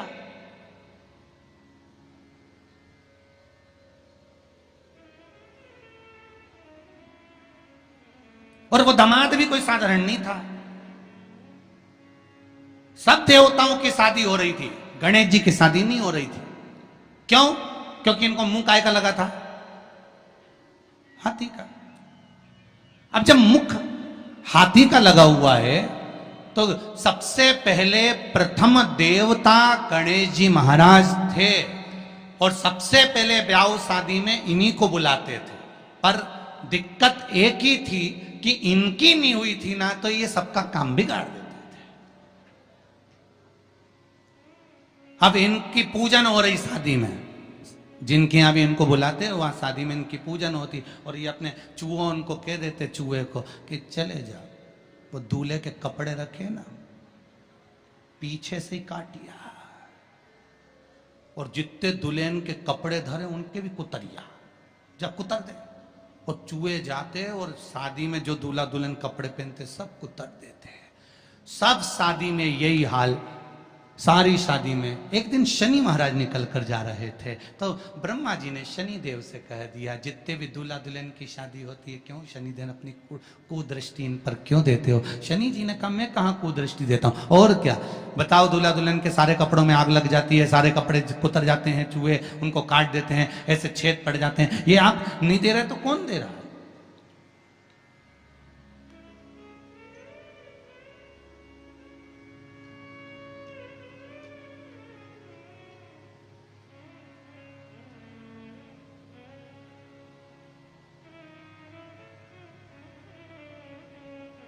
अगर ये नहीं देंगे तो कौन देगा? शनि महाराज अच्छी बात नहीं है। शनि देवता ने कहा नहीं नहीं नहीं, मैं नहीं करता। फिर मालूम पड़ा श्री गणेश जी महाराज करते। तो सबसे पहले ब्याह गणेश जी का पक्का करा कि भैया ये इसका ब्याह पहले होना चाहिए, और सब कुछ गणेश जी में था। कान भी ऐसे थे बड़े बड़े कि सुनाई भी अच्छे से दे जाता, नाक भी ऐसी थी कि यहां बैठे वहां से सूंघ लेते, और दामाद भी ऐसा था कि एक बार बैठ गया तो 10 दिन उठता ही नहीं था। कोई साधारण थे?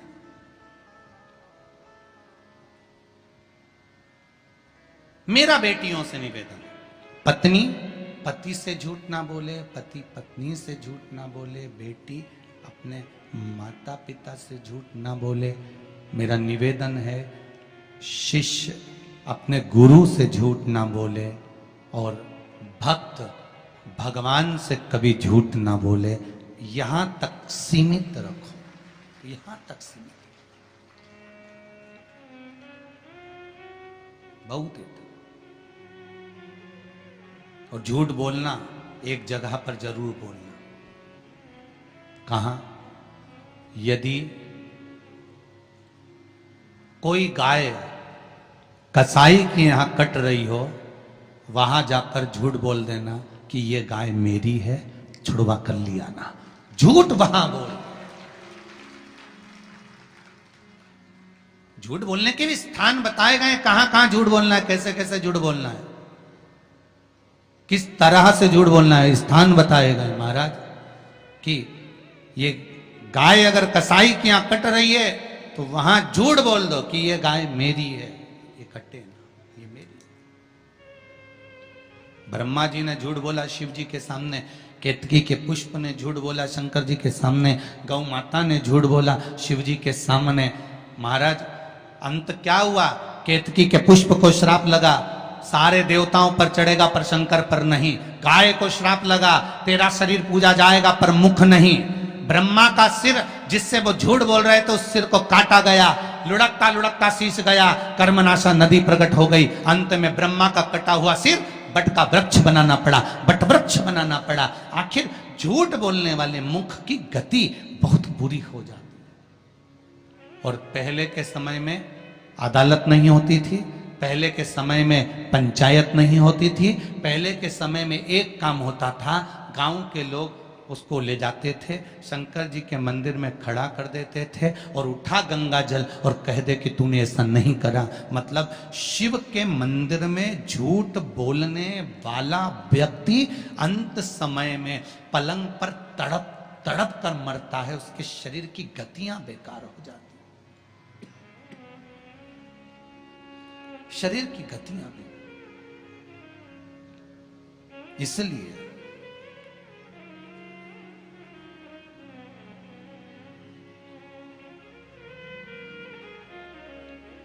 शिव पुराण कह रहे हैं, दाता तेरा मेरा प्यार कभी ना बदले, भोले तेरा मेरा प्यार कभी ना बदले, शंभो मेरा ये विश्वास कभी ना बदले, शंभो मेरा ये विश्वास कभी ना बदले। भगवान के प्रति विश्वास, श्रद्धा, भाव हृदय चित्त से कहा जाए और शिव से विनय करी जाए कि बाबा भोलानाथ है हमारा, तुम्हारा तुम्हारा हमारा।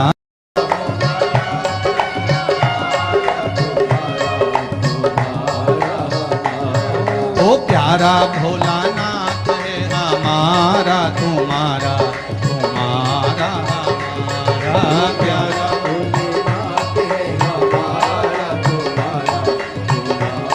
हार हार महादेव।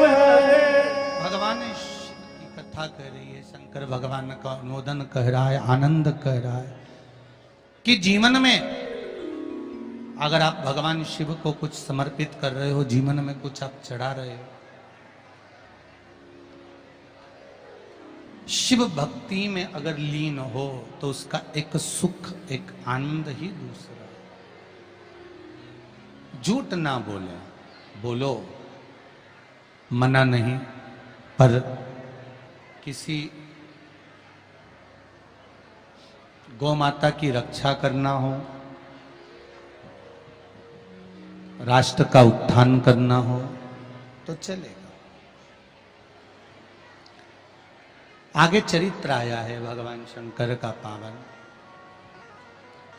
और भगवान शिव के पावन चरित्र का वर्णन किया।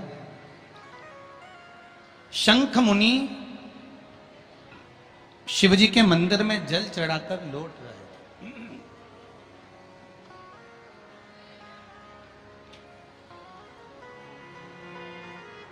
श्री शिवाय नमस्तुभ्यम, श्री शिवाय नमस्तुभ्यम। शंख मुनि जल चढ़ाकर लौट रहे थे। शंख मुनि ने कहा कि फल कितने दिन में मिल सकता है, कब प्राप्त हो सकता? बहुत ध्यान से सुनना। बैसाखी शिवरात्रि शिव महापुराण की कथा को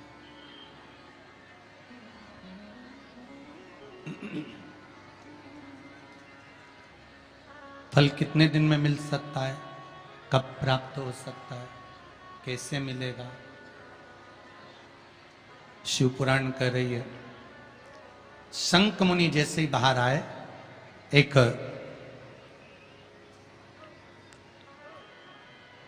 सामने से सर्प निकल कर जा रहा था।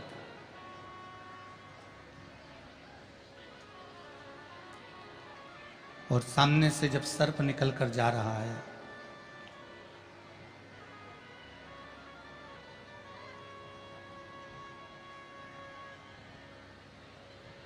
जब सामने से सर्प निकल कर जा रहा है, शंख मुनि को देखकर सर्प ने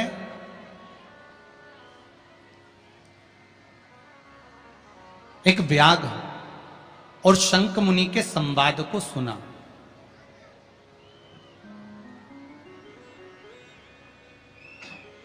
जिस संवाद में शंख मुनि व्याघ्र को बैसाख महीने की शिवरात्रि का वर्णन कर रहे हैं, बैसाख महीने की शिवरात्रि का वर्णन कर रहे हैं।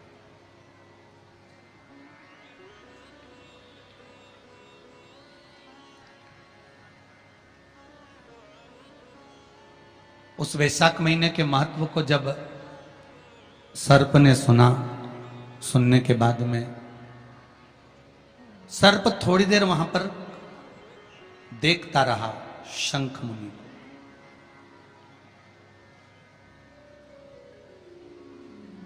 कुछ देर बाद जब शंख मुनि वहां से जाने लगे,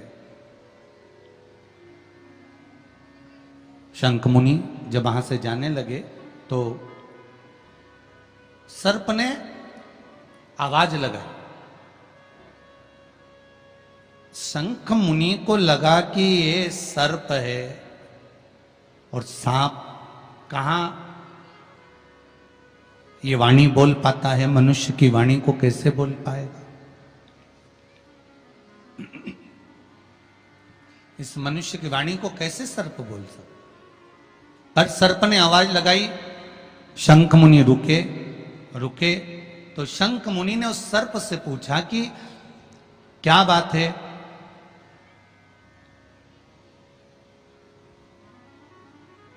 कुछ कहना चाहते हो आप?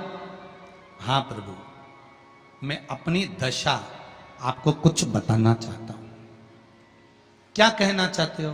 क्या चाहते हो आप कहना? क्या बोलना चाहते हो? बताओ।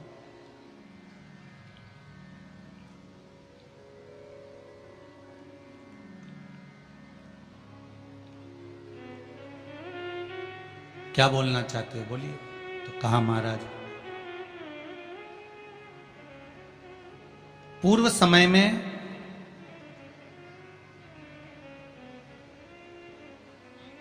कुशित मुनि का मैं पुत्र, मेरा नाम रोचन था। मैं कुशित मुनि का पुत्र था, मेरा नाम रोचन था। महाराज,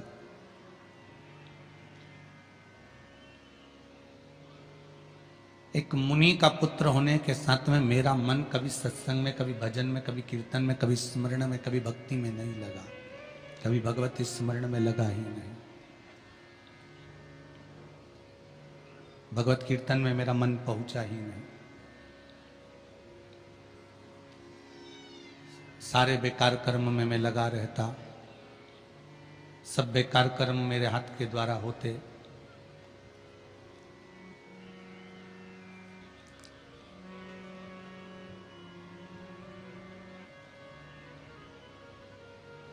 चोरी मैं करता, छल मैं करता, बेईमानी मैं करता, कपट में करता, निंदा में करता, बुराई में करता।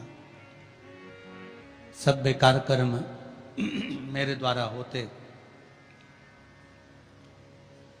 एक बार मेरे पिता का जो निवास है वो प्रयागराज है।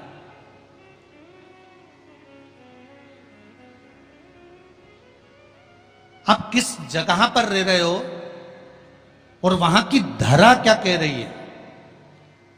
एक भूमि का बहुत बड़ा प्रताप होता है महाराज, बहुत बड़ा प्रताप।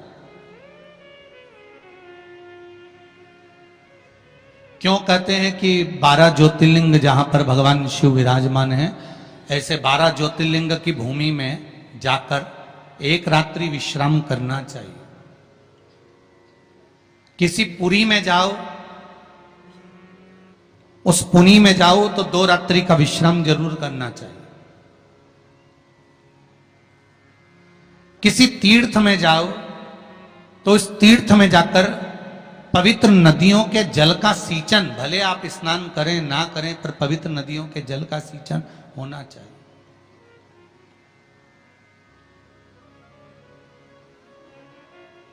क्यों कहा जाता है कि इतने पवित्र नदियों का सिंचन करिए, जल का सिंचन करिए, पुरियों के जाकर निवास करिए। 12 ज्योतिर्लिंग की भूमि पर जाकर आप वहां पर 12 ज्योतिर्लिंग की भूमि पर जाकर एक रात्रि विश्राम करिए। क्यों कहा जाता है?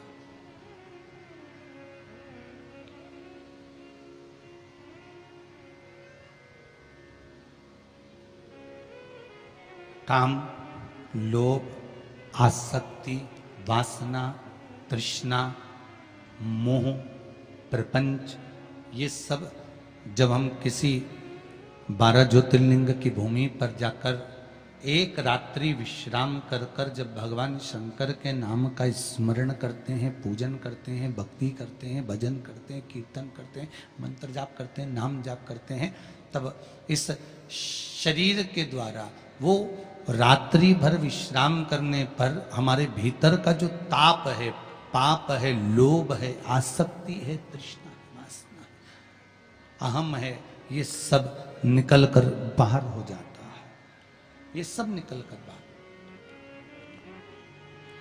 जैसे भट्टी के अंदर लोहे को पकाया जाता है और फिर निकाला जाता है, तो लोहे को जिस आकृति में ढालना होता है उस आकृति में लोहा ढल जाता है। उसी तरह जब हम 12 ज्योतिर्लिंग में से किसी एक ज्योतिर्लिंग की भूमि पर जाकर रात्रि विश्राम करते हैं तो हम भी भगवान शंकर के आशीर्वाद से निखर कर बाहर निकल कर आते हैं, निखर कर बाहर।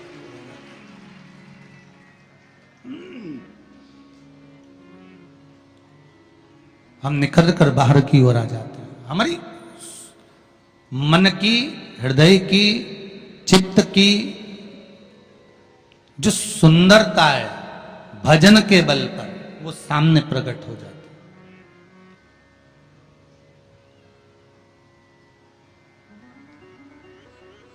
वो सम्मुख में प्रकट हो जाती है।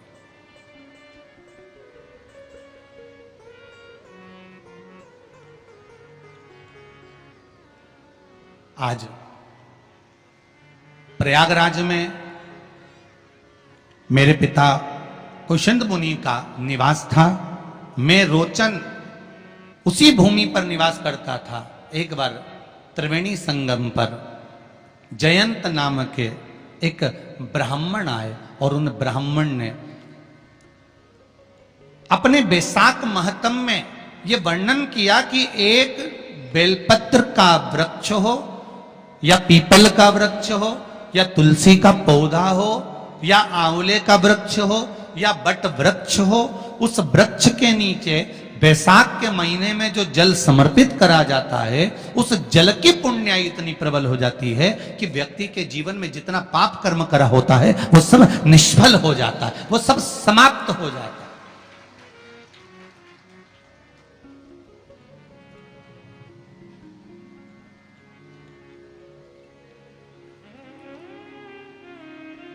एक हरिचंदन का वर्णन आपको पहले कथा में करा है, सुना है आप लोगों ने कि नहीं सुना? किस किस ने सुना जरा हाथ उठाओ। हरिचंदन का वर्णन करा था।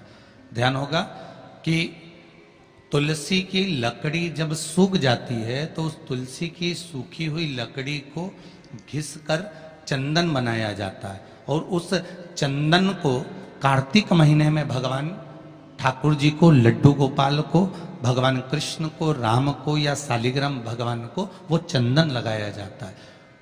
तो उस चंदन की महत्वता इतनी प्रबल होती है, उस चंदन की इतनी प्रबल महत्वता होती है कि उस चंदन को जब हम भगवान पर लगाते हैं और लगाया हुआ चंदन हमारे हाथ में जो रह जाता है उसको संभाल कर रख लेते हैं। वही चंदन जब किसी बच्चे को निमोनिया हो जाता है या ठंड की शिकायत हो जाती है या उसकी श्वास चलने लगती है या उसका दम भराने लगता है, बच्चा की पसली चलने लगती है, तब केवल उस चंदन को कंठ पर लगा दिया जाता है तो 20 से 25 मिनट के अंदर वो बच्चा ठीक हो जाता है। उसकी इतनी प्रबलता होती है हरि चंदन।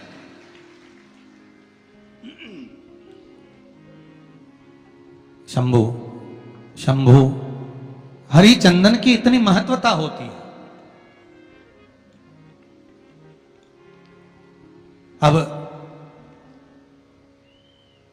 तुलसी की जड़ को घिसकर उसका चंदन बनाकर भगवान को लगाना, वो हरि चंदन। उसी तरह यहां जयंत के मुख से, जयंत ब्राह्मण के मुख से सुना जा रहा है कि वैशाख महीने में पवित्र वृक्ष के जड़ में 1 लोटा जल समर्पित कर देने पर और वहां की जो रज है उसको मस्तक पर चढ़ा लेने पर 84 लाख योनियों से मुक्ति मिल जाती है। 84 लाख योनियों से। आप में से कितनी माताएं या कितने भाई लोग बैठे हैं जो शंकर जी के मंदिर पर जाते हैं और मंदिर पर जब जाते हैं वापिस जब लौट कर आते हैं तो मंदिर की चौखट का स्पर्श कर कर अपने मस्तिष्क पर उस रज को लगाते हैं? आप में से कितने लोग हैं बहुत सारे, ठीक है। अब जितने लोगों ने हाथ उठाया और नियम से अगर शंकर मंदिर की दरवाजे की चौखट पर भगवान शंकर को जल चढ़ाने के बाद जब आप लौट कर आ रहे हैं और उनकी चौखट पर आपने हाथ फेर कर अपने मस्तिष्क पर उस रज को लगाया है, वो धीरे धीरे अपने भाग्य की ओर देखते हैं। तारीख लिख लेना कि मैंने इतनी तारीख से मंदिर जाना चालू करा, इतनी तारीख से मैं ये काम कर रहा हूं और इतनी तारीख तक मुझे ये फल की अनुभूति हुई। ये देखिए उस एक बेलपत्री और चंदन का फल किसी ने भेजा है, देखिए जरा। एक्सरे भी लगा दिया हो, पर हम डॉक्टर नहीं हैं।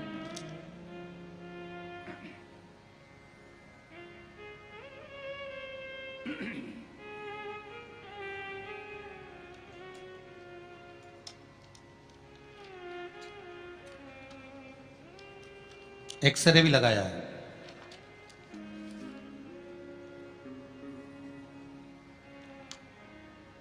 मेरा नाम गोपाल परवाल है, पोरवाल है। अरिहंत परिसर कालका माता मंदिर के पीछे रतलाम से हूं। कहीं बैठे हो आप ही हैं? दोनों हाथ हिला दीजिए एक बार। हर हर महादेव। गुरुदेव, मेरे गले की हड्डी और टॉन्सिल बढ़ी गई थी। मैं 3 साल से बहुत परेशान हो रहा था। मैंने बहुत इलाज करवाया। मैंने 1 साल पहले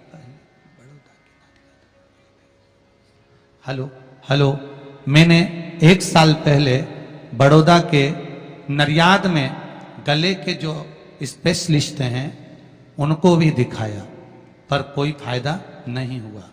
मैंने अभी फिर से 9/3/2022 को, तीसरा महीना मतलब अभी कौन सा चल रहा है? चौथा। 9 तारीख तीसरा महीना 2022 को इंदौर के बॉम्बे हॉस्पिटल में बताया। वहां के डॉक्टर ने ऑपरेशन का बोल दिया था। कहा था कि ऑपरेशन कराना पड़ेगा तभी जाकर ठीक हो पाएगा। गुरुदेव, मेरे घर पर लॉकडाउन से आपको कथा चलती है और कथा में आपके श्रीमुख से मैंने कई बार सुना था कि शिवलिंग पर 1 लोटा जल चढ़ाने से कितना फायदा होता है। शिवलिंग पर चढ़ी बेलपत्र को खाने से बड़ी बीमारी दूर होती है। इसलिए मैंने शिवलिंग पर 1 लोटा जल और 1 बेलपत्र खाना शुरू कर दिया। उसका फायदा यह हुआ कि गुरुजी, मैं 19 तारीख को चौथे महीने में, कौन सा महीना चल रहा है भैया? चौथा। तीसरे महीने से प्रयोग करना चालू करा। चौथे महीने 19/4/2000 वापिस को इंदौर के बॉम्बे हॉस्पिटल में डॉक्टरों को दिखाने के लिए गया तो डॉक्टर ने ऑपरेशन करने से मना कर दिया और कहा तुम्हें आराम लगना चालू हो गया। उसका एक्सरा भी मैंने लगाया है जो यहां पर है। ये शिव कथा है, ये शिव महापुराण। विराजिए, बैठिए। हर हर महादेव। शंकर का अनुमोदन, शंकर का स्मरण, शिव भक्ति, शंकर की भक्ति, शिव की भक्ति आप जिस भाव से, जिस हृदय से, चित्त से, मन से, दिल से करते हो, शिव आपके लिए वो कामना पूर्ण करता ही है। मेरा ओघड़दानी है मेरा शंकर, मेरा शिव ओघड़दानी है। शंभो शरणे पड़ी मांगू घड़ी रे घड़ी, दुख काटो दया करी ने दर्शन आपो। भगवान शिव से दिल से कहो।